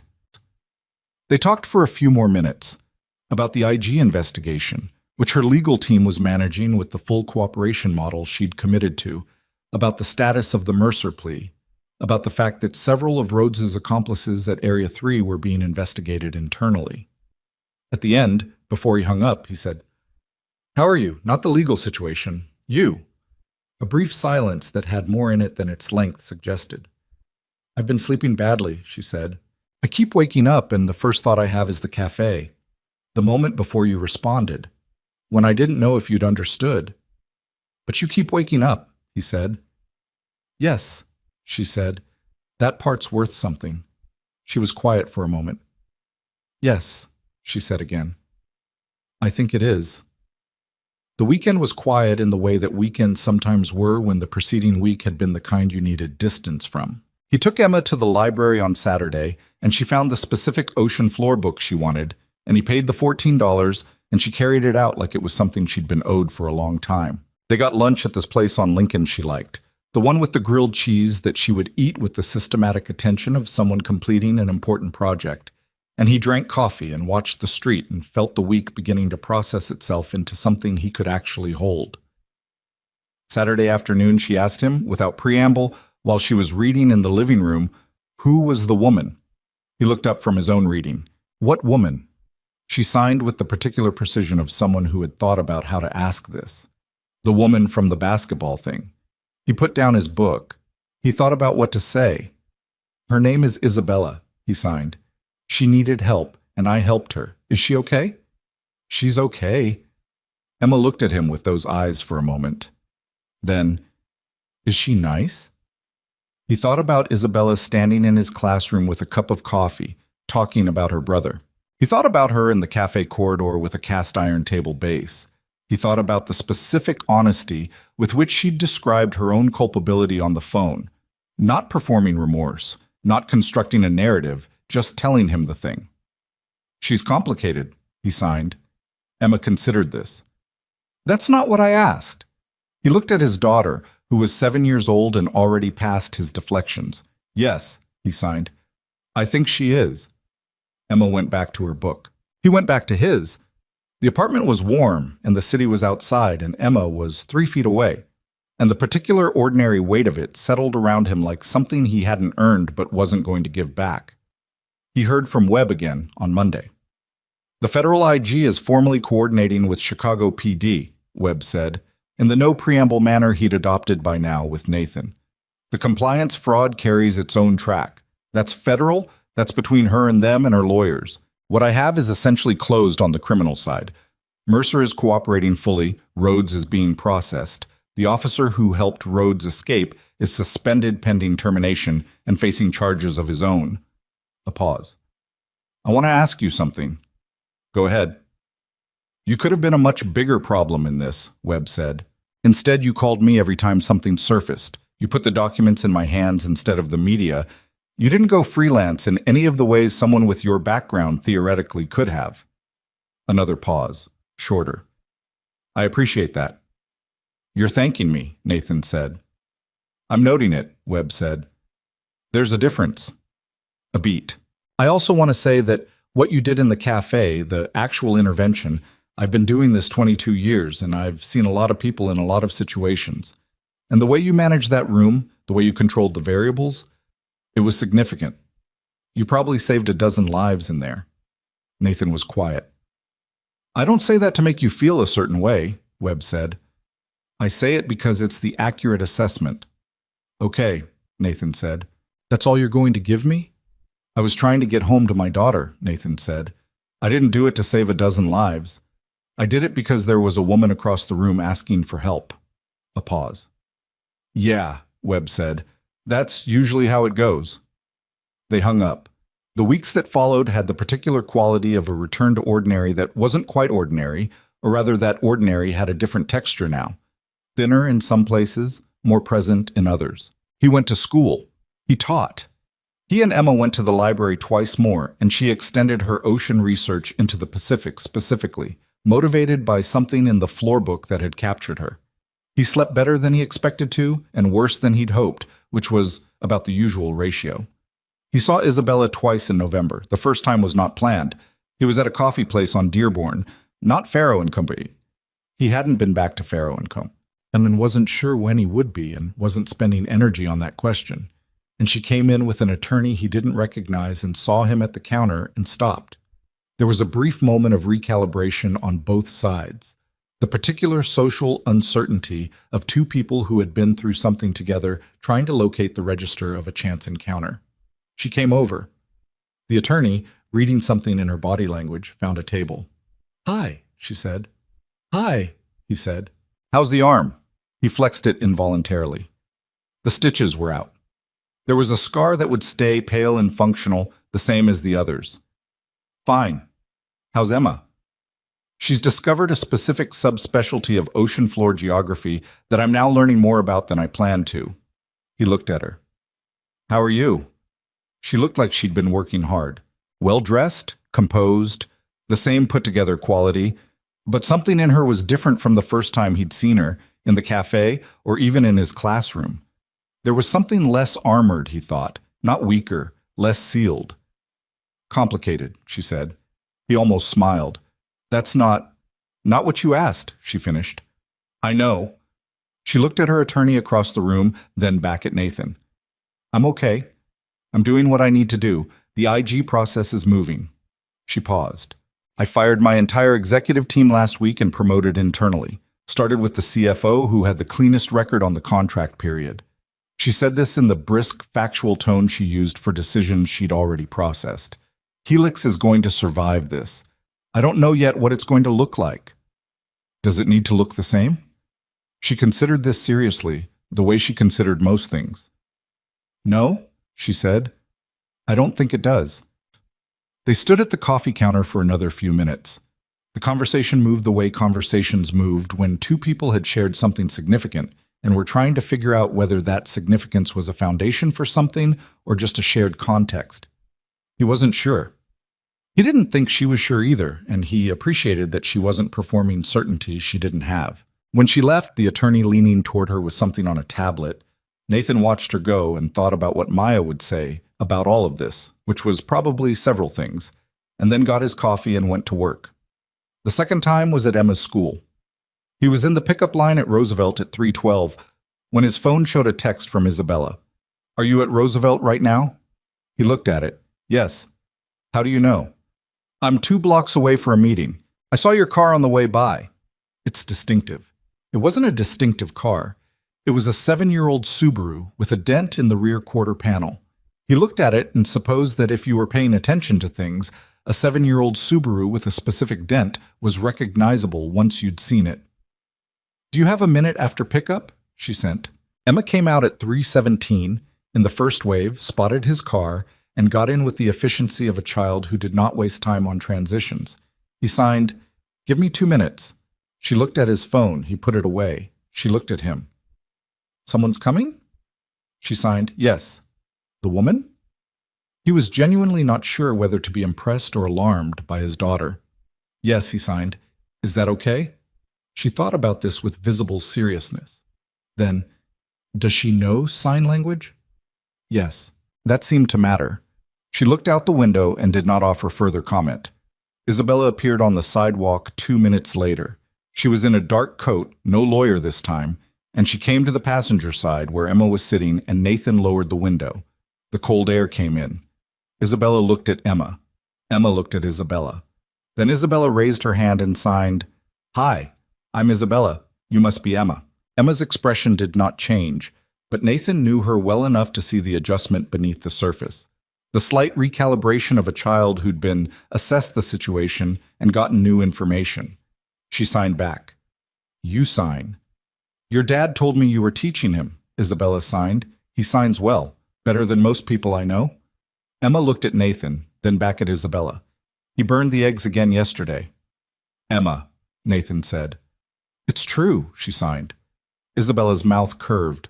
She looked at Nathan. He looked at the steering wheel. She's not wrong, he said. They talked for 10 minutes on the sidewalk, Emma leaning across the center console to sign at Isabella through the window, which was not a natural conversation geometry, but which neither of them seemed to mind.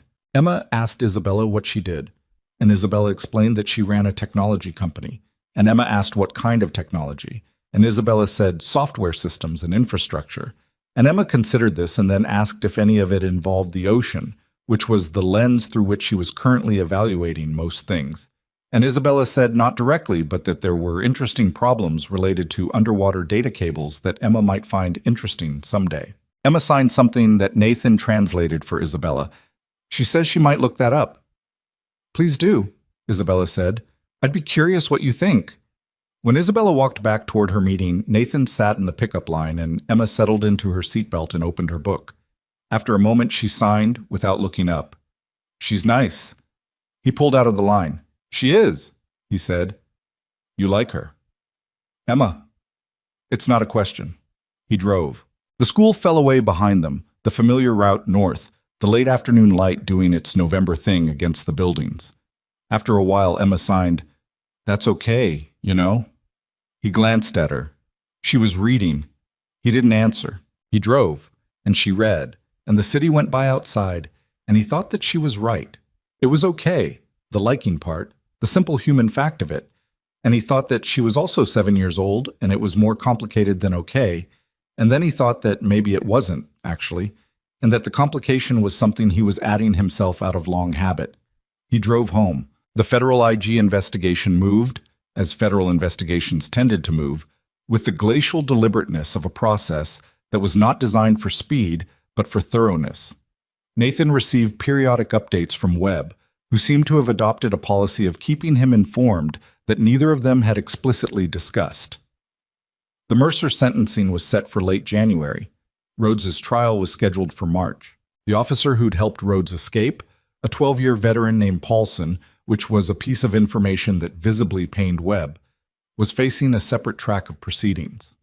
In December, Helix Dynamics issued a formal statement acknowledging the compliance failures on the federal contract, announcing a complete audit of all existing federal work and establishing a remediation fund. The statement was written in the dry, corporate legal language of institutional accountability, but buried in the fourth paragraph was a sentence that Nathan read 3 times when it appeared in his news feed. The company acknowledges that the individuals most directly harmed by these failures deserve more than financial remediation and is committed to working with relevant parties to ensure that commitment is meaningful. He texted Isabella, 4th paragraph. She replied, "I wrote that part myself." He thought about Damian Rhodes in a cell somewhere, grieving a brother who had been 29. He thought about accountability and what it cost and what it didn't cost, and the gap between those two things. He didn't respond to the text. Sometimes there wasn't anything to say. Christmas was Maya and her husband and their 2 kids and Nathan and Emma, which was how it had been for 6 years. Which was how Nathan preferred it, contained, familiar. The noise level of a holiday that had enough people in it to feel full without feeling like a performance. Emma and Maya's older daughter, who was 9, had developed a functional communication system over years that involved a combination of sign, gesture, and handwritten notes, and they disappeared into the back bedroom for most of Christmas afternoon with the absolute privacy of children who have important things to discuss. Maya cornered Nathan in the kitchen while he was washing dishes that didn't need washing but that gave him somewhere to put his hands. "There's a woman," she said. "There's a situation," Nathan said. "Nathan." She leaned against the counter next to him. "I've been watching you since you got here. You're present. You're actually here. The last time you were this present at Christmas, you were 24 and didn't know yet that you needed to be somewhere else." She paused. "I'm saying it's good. I'm not saying it to get in your business." "Then what are you saying it for?" "Because you'll think yourself out of anything good if no one tells you to stop." She looked at him directly. "Whatever it is, don't think yourself out of it." He washed a dish. He thought about that. "She's complicated," he said. "Everyone is," Maya said. "You're complicated. You just carry it quietly so people think it's simple." He didn't have an answer for that.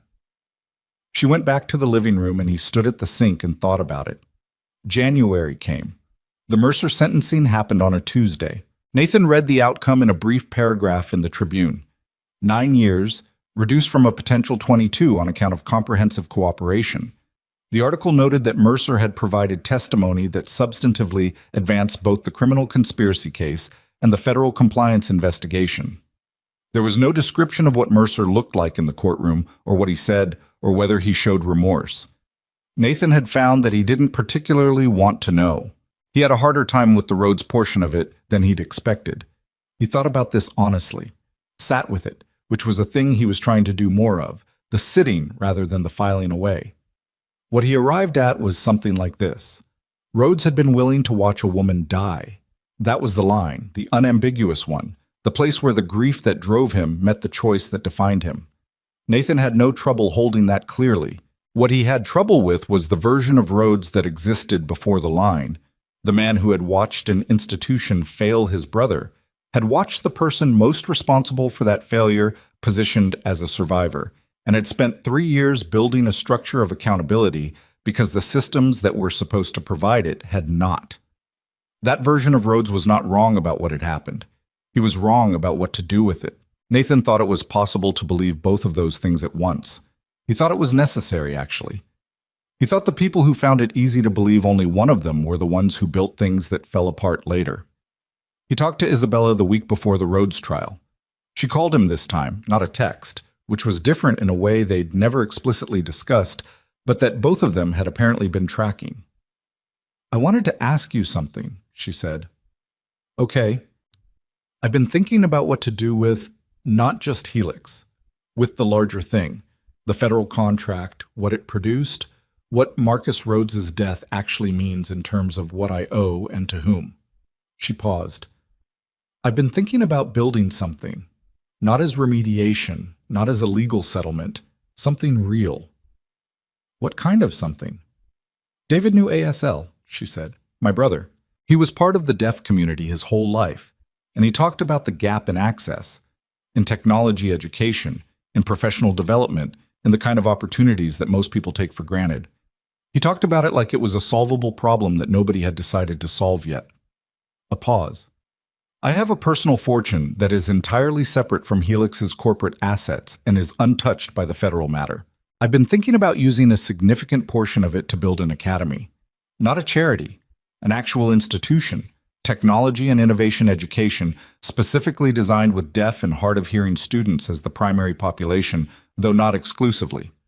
Her voice was measured and specific, the way it got when she was talking about something she'd thought through in real detail. "I don't know yet what the governance structure looks like. I don't know who should run it. I don't know a lot of things." Nathan sat with this. "What do you know?" he said. "I know what it should do," she said. "I know what kind of students it should serve. I know it should be in Chicago because this is where I built everything. And this is where I have the most ability to make it real." She paused. "And I know that the person who should be involved in building it is someone who understands both sides of what it's trying to bridge." "That's a broad description," he said. "It's intentional," she said. "I'm not trying to corner you. I'm thinking out loud with someone whose opinion I trust." A pause. "But if you had an opinion, I'd want to hear it." He thought about Emma with her ocean book. He thought about the afternoon she'd come home from school with a worksheet on careers, 3rd grade level, and had looked at it for a long time and then signed at him. Why aren't there more jobs about the ocean that also use signing? He'd told her there might be if the right people built them. She'd looked at the worksheet with the expression of someone filing that away. "Tell me what you're thinking about the curriculum," he said. She told him. She talked for 40 minutes, and he listened and asked questions and pushed back on 2 structural assumptions that seemed to him to have the logic of someone thinking from the inside of institutional experience rather than outside it. And she pushed back on his pushback, and he modified his position, and she modified hers. And by the end of the call, neither of them had said anything definitive, but the shape of the conversation had changed into something that felt less like thinking out loud and more like thinking together. When they were done, he sat for a while in his kitchen. He thought about the shape of his life, the school, the apartment, the subway route, the burned eggs. He thought about what he'd built and what it had cost and what it was worth, and whether worth was even the right frame for it. He thought about his SEAL career in the way he usually thought about it, which was in the peripheral, the way you looked at something bright, not directly, because there was no version of looking at it directly that didn't cost him something he wasn't willing to spend. He thought about what he'd been good at and what he'd walked away from and the distinction between walking away and running. He thought about Emma signing, "That's okay, you know." He picked up his phone and sent a text. "I want to see the preliminary plans when you have them." She replied in under a minute. "I'll have something to show you in 2 weeks." He put the phone down. February came with the particular brutality of February in Chicago, which was not dramatic so much as relentless. The cold that had been building since October arriving at its full depth and simply staying there, committed, uninterested in anyone's timeline. Nathan wore his heavy coat and took the red line and taught about the Korean War and the specific, complicated legacy of limited conflicts and graded papers about things he wasn't thinking about, and took Emma to the aquarium on a Saturday because she'd asked once and he'd said soon, and it had been long enough that soon needed to become now. She stood at the jellyfish tank for 12 minutes without moving. He stood next to her and watched the light move through the water, and thought that there were worse ways to spend a Saturday than being next to your daughter while she looked at something that mattered to her. She signed without taking her eyes off the tank. Do jellyfish feel things? Some scientists think they have basic responses, he signed. Not the same as feelings, but something. She considered this. That seems lonely. Why? Because they float around and respond to things, but they don't understand what's happening to them. He looked at the tank. I think that's a pretty human fear. She looked at him. Do you feel things? He almost said something deflecting. He caught it. Yes, he signed. I'm working on not being afraid of that. She looked at him for a moment with those eyes. Then she signed, good, and went back to the jellyfish.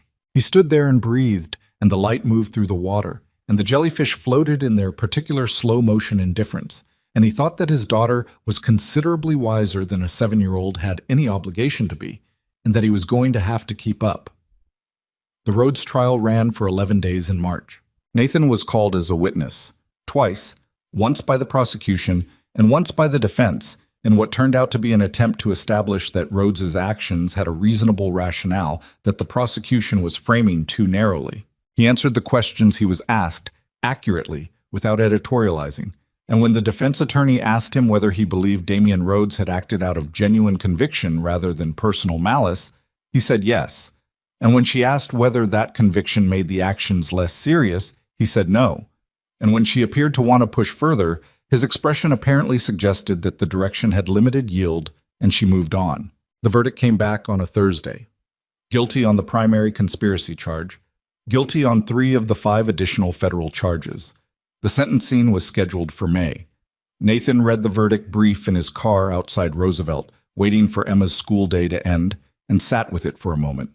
He thought about a corridor in a school at night, and a gun on the floor, and a man who had put it there of his own volition. Not because the choice was taken from him, but because he'd made it, and that distinction was the one that mattered, and Nathan was glad it had come out in the verdict, because the alternative, the version where it didn't, was one he'd been holding as a possibility for months, and that he was relieved to put down. Emma came out in the second wave. She got in, looked at him, looked at his phone on the center console, looked back at him. The trial? She signed. He'd told her, in the simplified version appropriate for a 7-year-old, that there had been a situation and that someone had done something wrong and that the people whose job it was to sort that out were working on it. She'd received this with the equanimity of a child who had been receiving age-appropriate versions of adult complications her whole life and had developed a reliable internal sensor for when there was more beneath the surface. It's done, he signed. She took this in. Then, good. He started the car. She actually said aloud, which she did occasionally, the words shaped imprecisely but clear enough if you knew her, "Okay, Dad." He looked at her. She was looking at her seatbelt clasp, clicking it open and closed with the fidgety focus of a child who had delivered her emotional verdict and was ready to move to the next thing. He pulled out of the lot. Spring came in the particular way it came to Chicago, which was all at once and entirely unconvincingly, the temperature swinging 15 degrees in either direction on consecutive days, while the city collectively decided to believe in it anyway. Nathan started taking a different route to school, one that went past the river, because in March the river was still the flat gray of winter, but by April it had started to change. And he'd always liked the change, the incremental accumulation of something that was trying. He met Isabella for coffee twice in March and once in April. Actual coffee, actual table, not the strategic or logistical conversations of November and December, but something that had started to settle into the more ordinary shape of 2 people who wanted to talk to each other. The academy plans had developed into something real. A building site on the north side, an educational consultant who specialized in deaf access, a curriculum framework that Isabella had drafted with input from 3 deaf adult community organizations, and that was, Nathan thought when he read it, genuinely well-constructed in a way that most things built by people with good intentions and significant resources were not. She brought the plans to coffee in early April. An actual printed document, 120 pages, tabbed. She set it on the table between them. I want your honest assessment, she said, not the kind version. He picked it up. He read it seriously, the way he'd read briefings in a former life. Not skimming, actually reading, actually thinking. She drank her coffee and looked at her phone and did not perform patience, but simply had it. He finished the relevant sections, governance, curriculum framework, staffing model, and put it down. The curriculum framework is strong, he said. The staffing model has a structural problem. You've built it around a traditional school hierarchy with an executive director at the top, and that model consistently fails institutions whose primary value is adaptability. The people with the most relevant knowledge are going to be closest to the students, which means the furthest from the decision-making architecture you've designed. She looked at him. What's the fix? Distribute the authority closer to the instructional level. The executive role becomes coordination and external relations, not programmatic direction. The teachers and specialists run the curriculum with real authority, not advisory authority. She considered this. That makes the executive role less powerful. Yes. And you think that's the right model? I think it's the model that serves the students, he said. She held his gaze for a moment. Then she took the document back and made a note in the margin. He watched her write it. Not a note, actually. More of a bracket and a question mark and several words that he couldn't quite read upside down. She closed the document. The executive director position, she said. The coordination and external relations version. The real version, where the teachers have the authority. She looked at him. I've been building toward asking you this since November. I know, he said. I'm not asking impulsively. I know, he said again. You'd keep your connection to teaching. The academy would need someone who's actually been in a classroom. Not as a credential, as a genuine value. She put her coffee down. I'm not asking you to give up who you are. I'm asking you to do more of it in a bigger space with the resources to actually make it work. Nathan looked at the table. He thought about Emma at the jellyfish tank. I'm working on not being afraid of that. He thought about Maya in the kitchen at Christmas. Don't think yourself out of it. He thought about a corridor in a school at night, and a woman standing her ground with something heavy in her hands, and the specific recognition he'd felt. Not attraction, not yet, but something that preceded it, the simpler thing. The recognition of a person who moved through the world in a way that required taking them seriously. He thought about his classroom. He thought about Marcus. He thought about the 15 kids in his sophomore class who were going to argue about Versailles next Tuesday, with the imperfect, effortful engagement of people who hadn't been given enough reasons yet to care about history, and that his job was to find the reasons and hand them over, and he was good at that job, genuinely good, and whatever he did next would have to be something he was also genuinely good at, or it wasn't worth doing. He thought about Emma asking if there were jobs about the ocean that used signing. He didn't answer Isabella immediately. He looked at the printed document between them on the table and thought about the 120 pages of someone trying to build something real out of the wreckage of what they'd done wrong. And he thought about the distance between remediation and actual change, and whether this was one or the other. I need to think about it, he said. I know, she said. That means I'm not saying no. I know that too, she said. He picked up his coffee. She picked up hers. Outside, Chicago was doing its April thing, trying, incremental, unconvincing, and persistent in equal measure. There's something else, she said. He looked at her. The woman who ran Rhodes's financial architecture, so the internal person at Helix who built the account structure. She's been charged. She's cooperating, and in her cooperation, she gave us something we weren't expecting. Isabella's voice was precise and careful. The falsified compliance data on the 7-7 Alpha contract wasn't unique to Helix. There are 3 other defense contractors who use the same framework, same consultancy, same documentation templates, same pattern of authorization level sign-off that creates liability insulation for the executives. It's essentially an industry practice.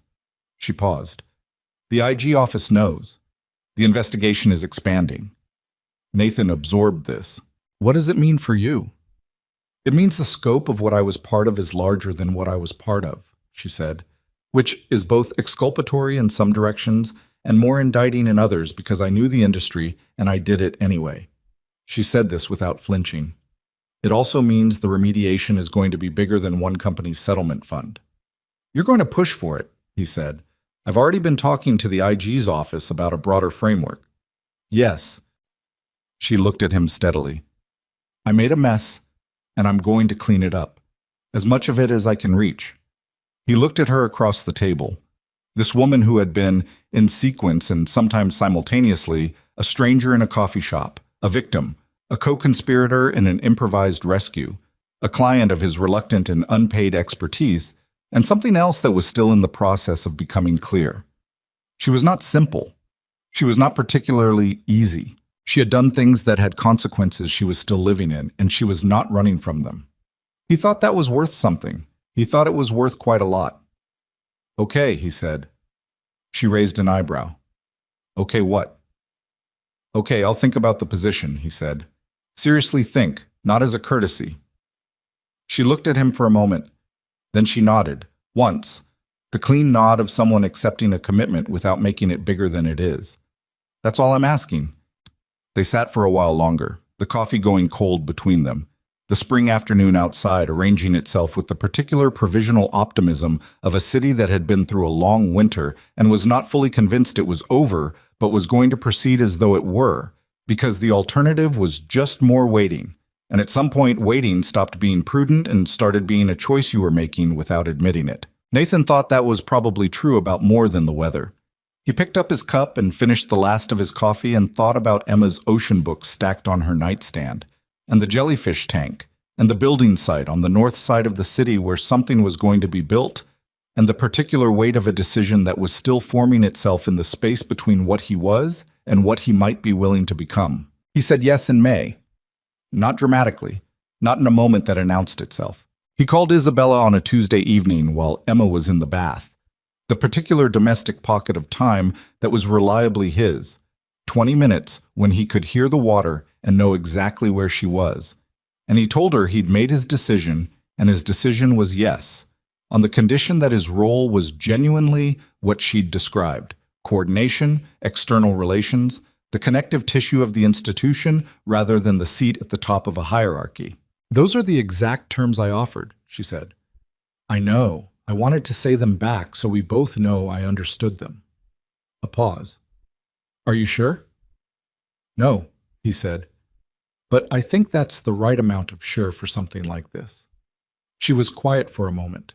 Not the silence of uncertainty, the silence of someone absorbing something they'd been working toward for long enough that its arrival required a beat of adjustment.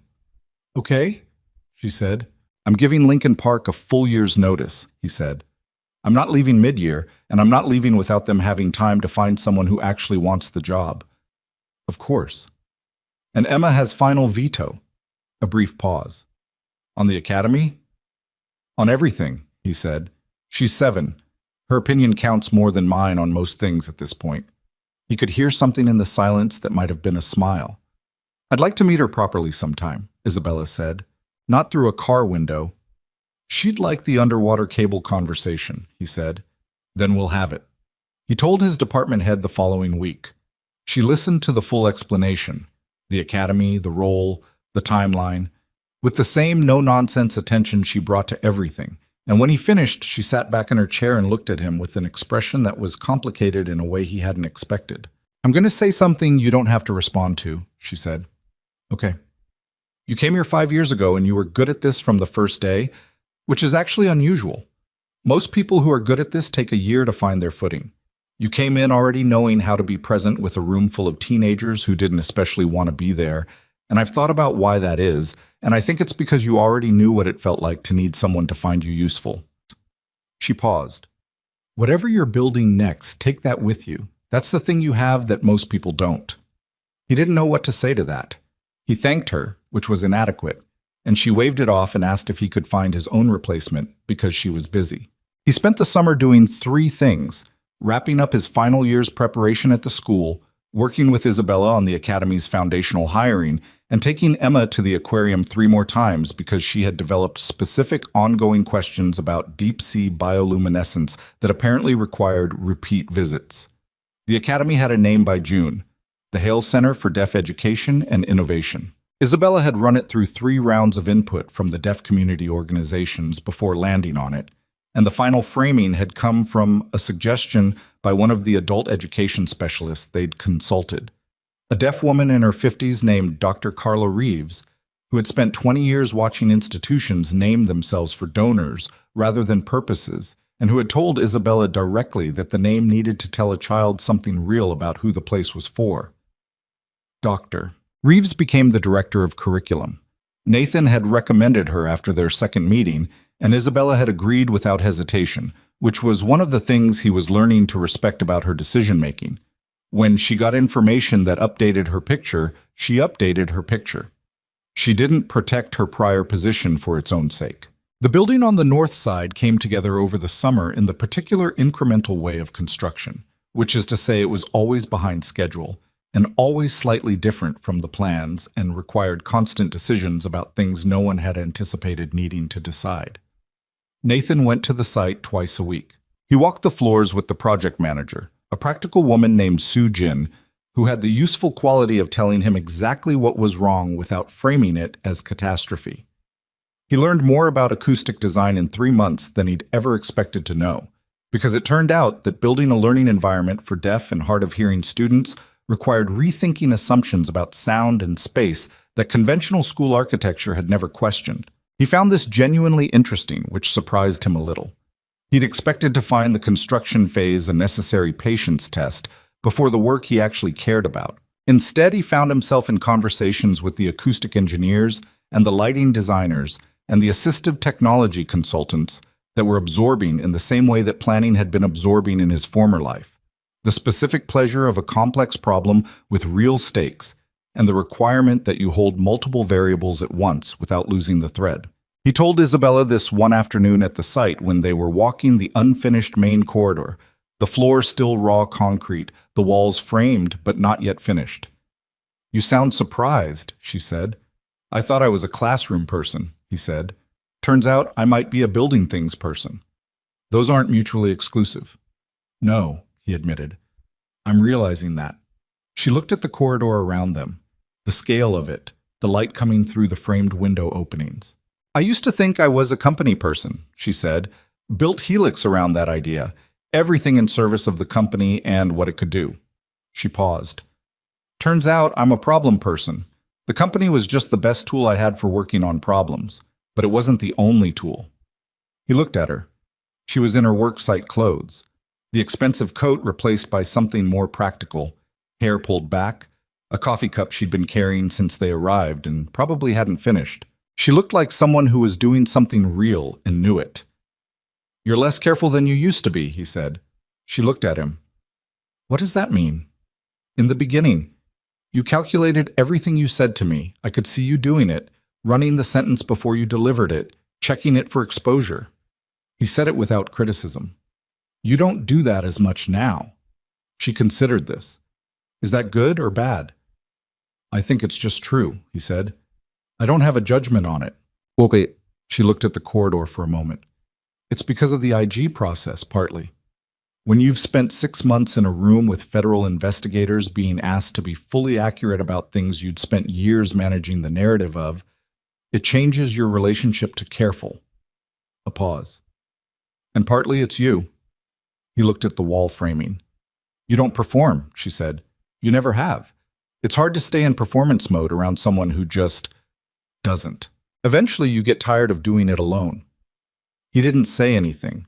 He thought about what Maya had said, "You carry it quietly so people think it's simple," and he thought about whether that was performance of its own kind, the performance of being uncomplicated, and whether he'd been doing it for so long he'd stopped noticing.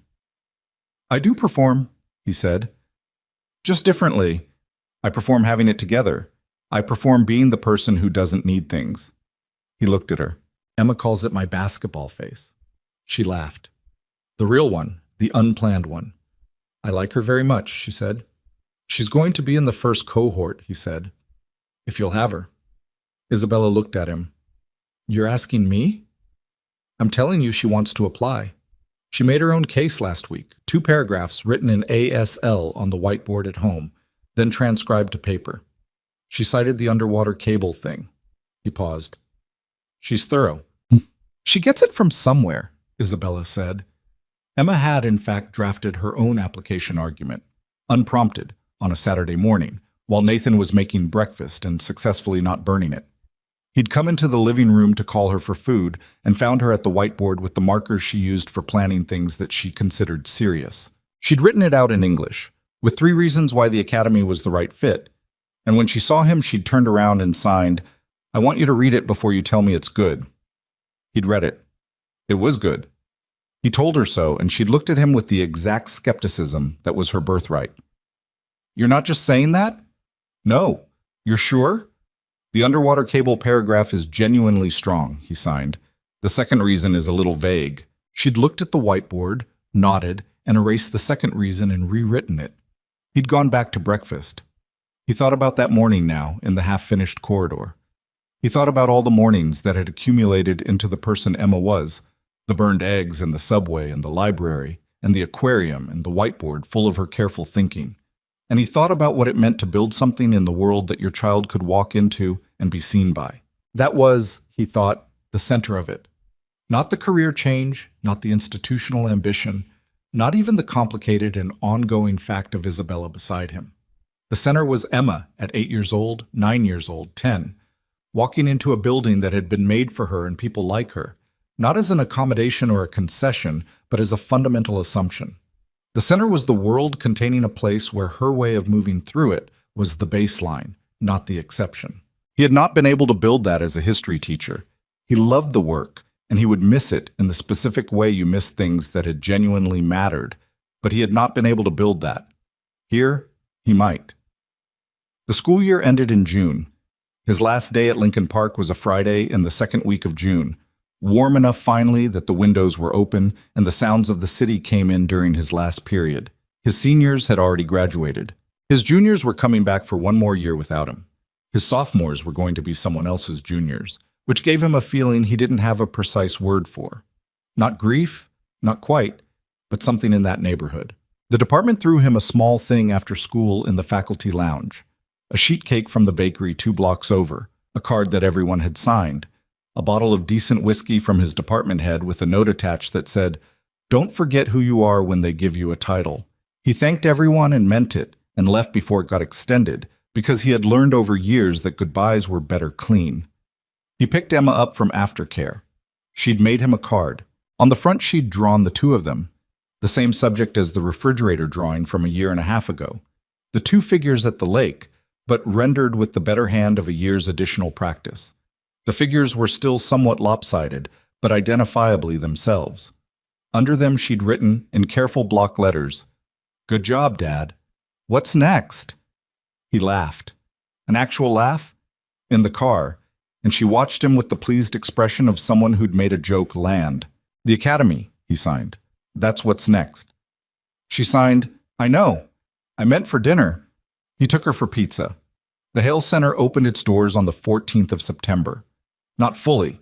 The first cohort was 32 students, ranging in age from 8 to 14, an intentionally small inaugural class while the program found its footing. Dr. Reeves had spent the summer assembling a teaching staff of 11, 6 of whom were deaf or hard of hearing themselves, which was not a diversity metric but a structural choice. An institution designed around a community needed to be substantially run by that community. The building was better than Nathan had expected from the plans. The acoustic design produced a quality of space that was different from any other school he'd been in, quieter in the way that felt like intention rather than absence. The light thoughtful, the sightlines between spaces designed for visual communication in the way that most buildings were designed for verbal communication. He noticed the students noticing this on the first day. Not explicitly. No one walked in and commented on the architecture, but he watched the way they moved through it, the ease that was visible in them incrementally, the slight relaxation of something that he recognized as the specific tension of someone who is always making small compensatory adjustments for a world that wasn't built for them and has encountered a space where those adjustments aren't necessary. He watched Emma specifically. She'd been quiet on the drive over, the particular quiet of something she was working up to. some feeling she was turning over and hadn't finished with yet. She'd worn her good jacket and brought her ocean book, which he'd been surprised by until he understood it. She'd brought the thing that was most hers into the new space, the way you brought something you trusted into something unknown. She walked into the main room and stopped. He stood behind her and watched her look at it. The space, the other students already there, a cluster of 4 near the windows already talking to each other in ASL, a girl about Emma's age sitting by herself with a book, 2 boys looking at something on a tablet and signing at each other with the rapid fluency of kids who'd been doing it their whole lives. Emma watched all of this for a moment. Then she looked back at Nathan. She signed, "This is mine. Not this is for me. Not this looks good.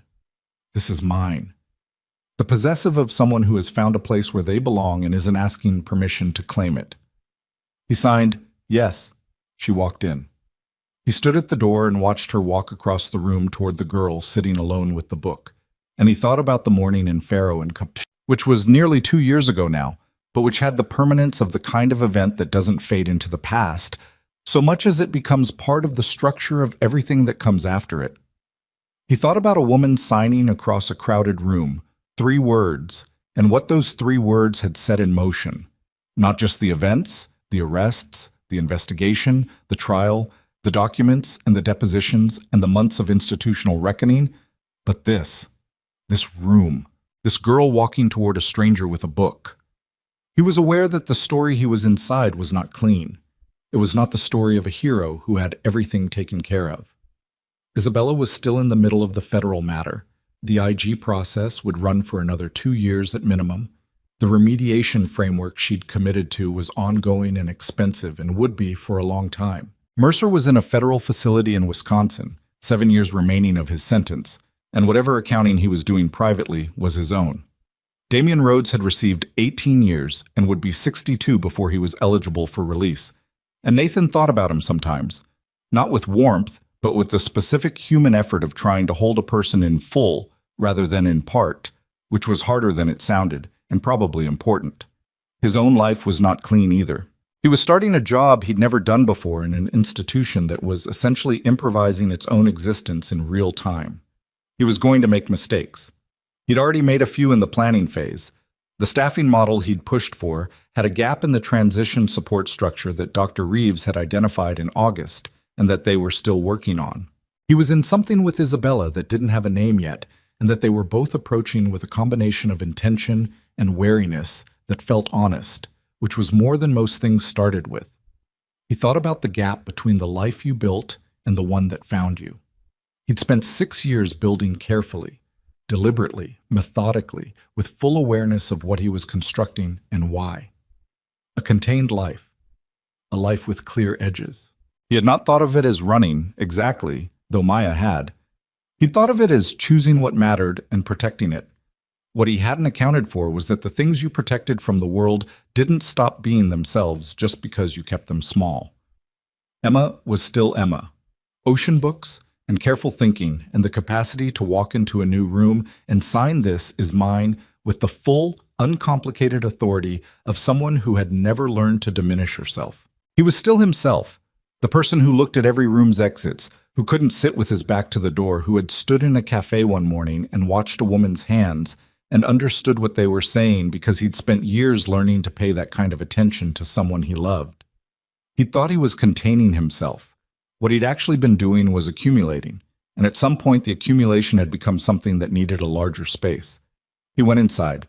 The opening morning had a brief ceremony, not a ribbon cutting, which Isabella had vetoed as too much like theater, but an assembly in the main room, students and staff, and a handful of the community partners who'd been involved in building the thing. Isabella spoke, briefly, in both English and ASL. She was a good public speaker in the way that was actually good rather than practiced good. Direct, specific, not reaching for the moving turn of phrase, but finding it anyway in the particularity of what she said. She talked about her brother. She did it without making it the center of the speech, without building to it for emotional effect. She said his name, David, and said he had been the person who taught her that the world had dimensions she couldn't access because she hadn't built the capacity. and that the most important thing he'd given her was the understanding that capacity was something you could choose to develop if you stopped assuming the world as you'd found it was the only version available. She said the center was built in his memory and in the memory of Marcus Rhodes, whose name she said without flinching, without the management of someone performing honesty. Just the name, just the acknowledgement. Nathan was standing to the left of the room, and he watched her say it and watched the students, 32 of them, clustered in the center of the floor, some sitting, some standing, all watching her in the full-body attention of deaf students who read a speaker not just with their eyes but with their whole orientation. And he thought about what it meant to stand in front of the thing you'd done wrong and say so, without softening it into something more comfortable. He'd seen people fail to do that his whole life, in the military and institutions, in the specific way that people with power related to the consequences of their decisions. He'd seen it fail slowly, the accumulated cost of unacknowledged things spreading through the structures they infected. He'd watched it in his own life too. The things he hadn't said, the years he'd spent managing the edges of his grief and his anger rather than looking at the center of them. What he'd learned, or was learning, was that the alternative to managing things wasn't being destroyed by them. It was just being in them, honestly, with the people who deserved your honesty. Emma was in the third row, sitting next to the girl she'd met on her first walk into the room. They'd apparently already become something, not yet friends. That took time, but the precursor to it, the thing where two people have established that they are worth paying attention to. Emma had her ocean book in her lap and was showing something to the girl, who was leaning over to look with the specific focus of a child who finds something genuinely interesting. After the assembly, there was a reception of sorts in the main room, juice and some food, the students splitting into their new classes for brief orientation sessions, the adults drifting into the particular standing around configuration of a first day. Nathan found himself near the windows, talking to Dr. Reeves about the transition support gap they were still working on, when Isabella appeared beside him. Dr. Reeves, who was perceptive in the way of people who had spent decades reading rooms, said she needed to check on something and moved away. "How are you feeling?" Isabella asked. "Terrified," he said. "But the right kind." She looked at the room. "There's a right kind?" "The kind that means you're doing something that matters enough to be afraid of." She was quiet for a moment. Outside the windows, the September morning was doing what September mornings did in Chicago after the summer held on too long, giving in, finally, to the cool, the light turning from summer flat to something more angled and considered. "I want to tell you something," she said. He waited. "When I was in the cafe, before you responded, in that second when I didn't know if you'd understood." She looked at the room rather than at him, which he understood as the way she said the things that cost her something. "I wasn't thinking about the gun, or the money, or Carl Mercer, or any of it. I was thinking about David. I was thinking that if this was where it ended, the last thing I'd done was build a company on a fraud, and spend years managing it instead of answering for it, and that the last thing I'd thought about David was that I missed him, and that I'd never done anything that was really for him in any lasting way." She paused. "That's what I was thinking in that second." He looked at her. "This," she said, and indicated the room with a small, imprecise gesture that meant all of it, the building and the students and the morning. "This is for him. It's also for Marcus Rhodes, and it's for Emma, and it's for the 32 kids in this room who deserve a place that was built around them. But it started with David, and it started in that cafe." She looked at Nathan. "And you're part of how it got from there to here. I don't know how to say that without sounding like I'm giving you credit for my decisions, which isn't what I mean.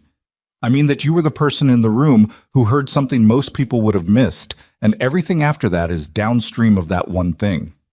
He thought about what to say. He thought about the version of this conversation where he deflected, where he told her he'd just been sitting in the right chair, that anyone would have done it, the particular self-erasure he'd learned to perform. He thought about doing that and decided not to. "I almost didn't answer your text that night," he said. "After the cafe, I had it in my hand for a while." She looked at him. "What made you call?" He thought about it honestly. "I don't know exactly. I think I was tired of pretending the version of my life I'd built was the only version I was capable of." She was quiet. "And I think," he said, "I wanted to know if you were okay. Not as an obligation, just as a person who'd been in a room with you and thought you were someone worth knowing.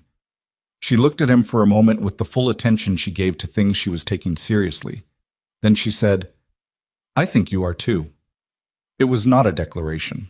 It was not a beginning, and it was not a promise.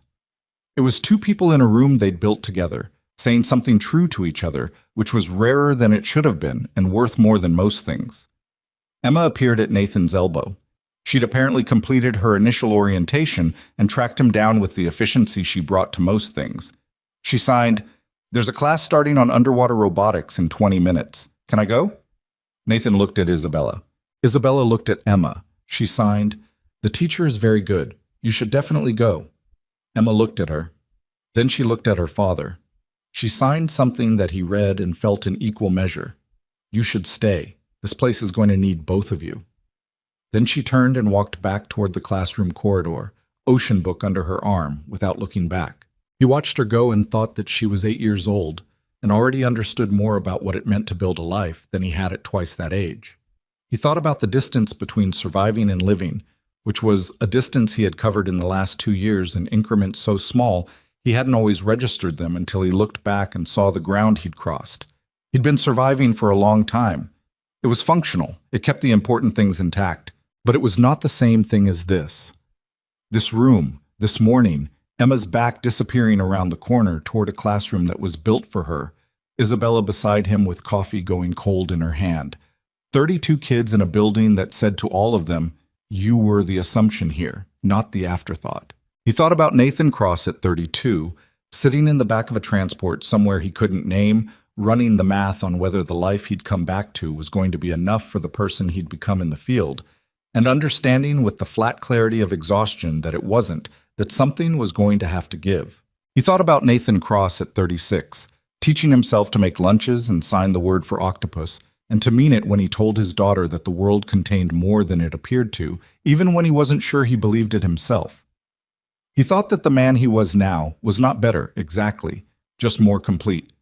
Still burned the eggs sometimes, still sat facing the door. Still woke up occasionally with sand in his mouth and a radio voice in his head that had been silent for 7 years. Still had a difficult time in crowded spaces and a tendency to go quiet when he needed connection and a whole architecture of protective habits that were not going anywhere because they were structural by now, load-bearing in ways he couldn't always see. But he was here, in this room, having decided to be here, which was different from ending up here, different from surviving into here. There was a thing he believed, and he was going to hold it, imperfectly and with the full understanding that belief wasn't the same as certainty, that what you built after the damage was not a reconstruction of what you'd had before. It was something new, made from different materials, shaped by the specific breaks and repairs in you, and it did not have to be lesser for that. It could be, if you were honest about it, if you stopped trying to make it look like the undamaged version, it could be truer, more exactly yourself. He thought the same was true of people. He thought it was probably true of institutions. He thought it might be the only way anything real got built, not from clean materials and clear intentions, but from the wreckage of the thing that came before, handled with enough honesty to know what you were working with. Isabella had stepped away to talk to Dr. Reeves, and Nathan stood at the window of the Hale Center for Deaf Education and Innovation and looked at the north side of Chicago going about its morning outside the glass. And somewhere in the building behind him, a class on underwater robotics was beginning. And somewhere in that class, his daughter was settling into a chair and opening a book and being exactly, completely herself in a room that had been built to receive her. He stayed at the window for another moment. Then he turned and went to work.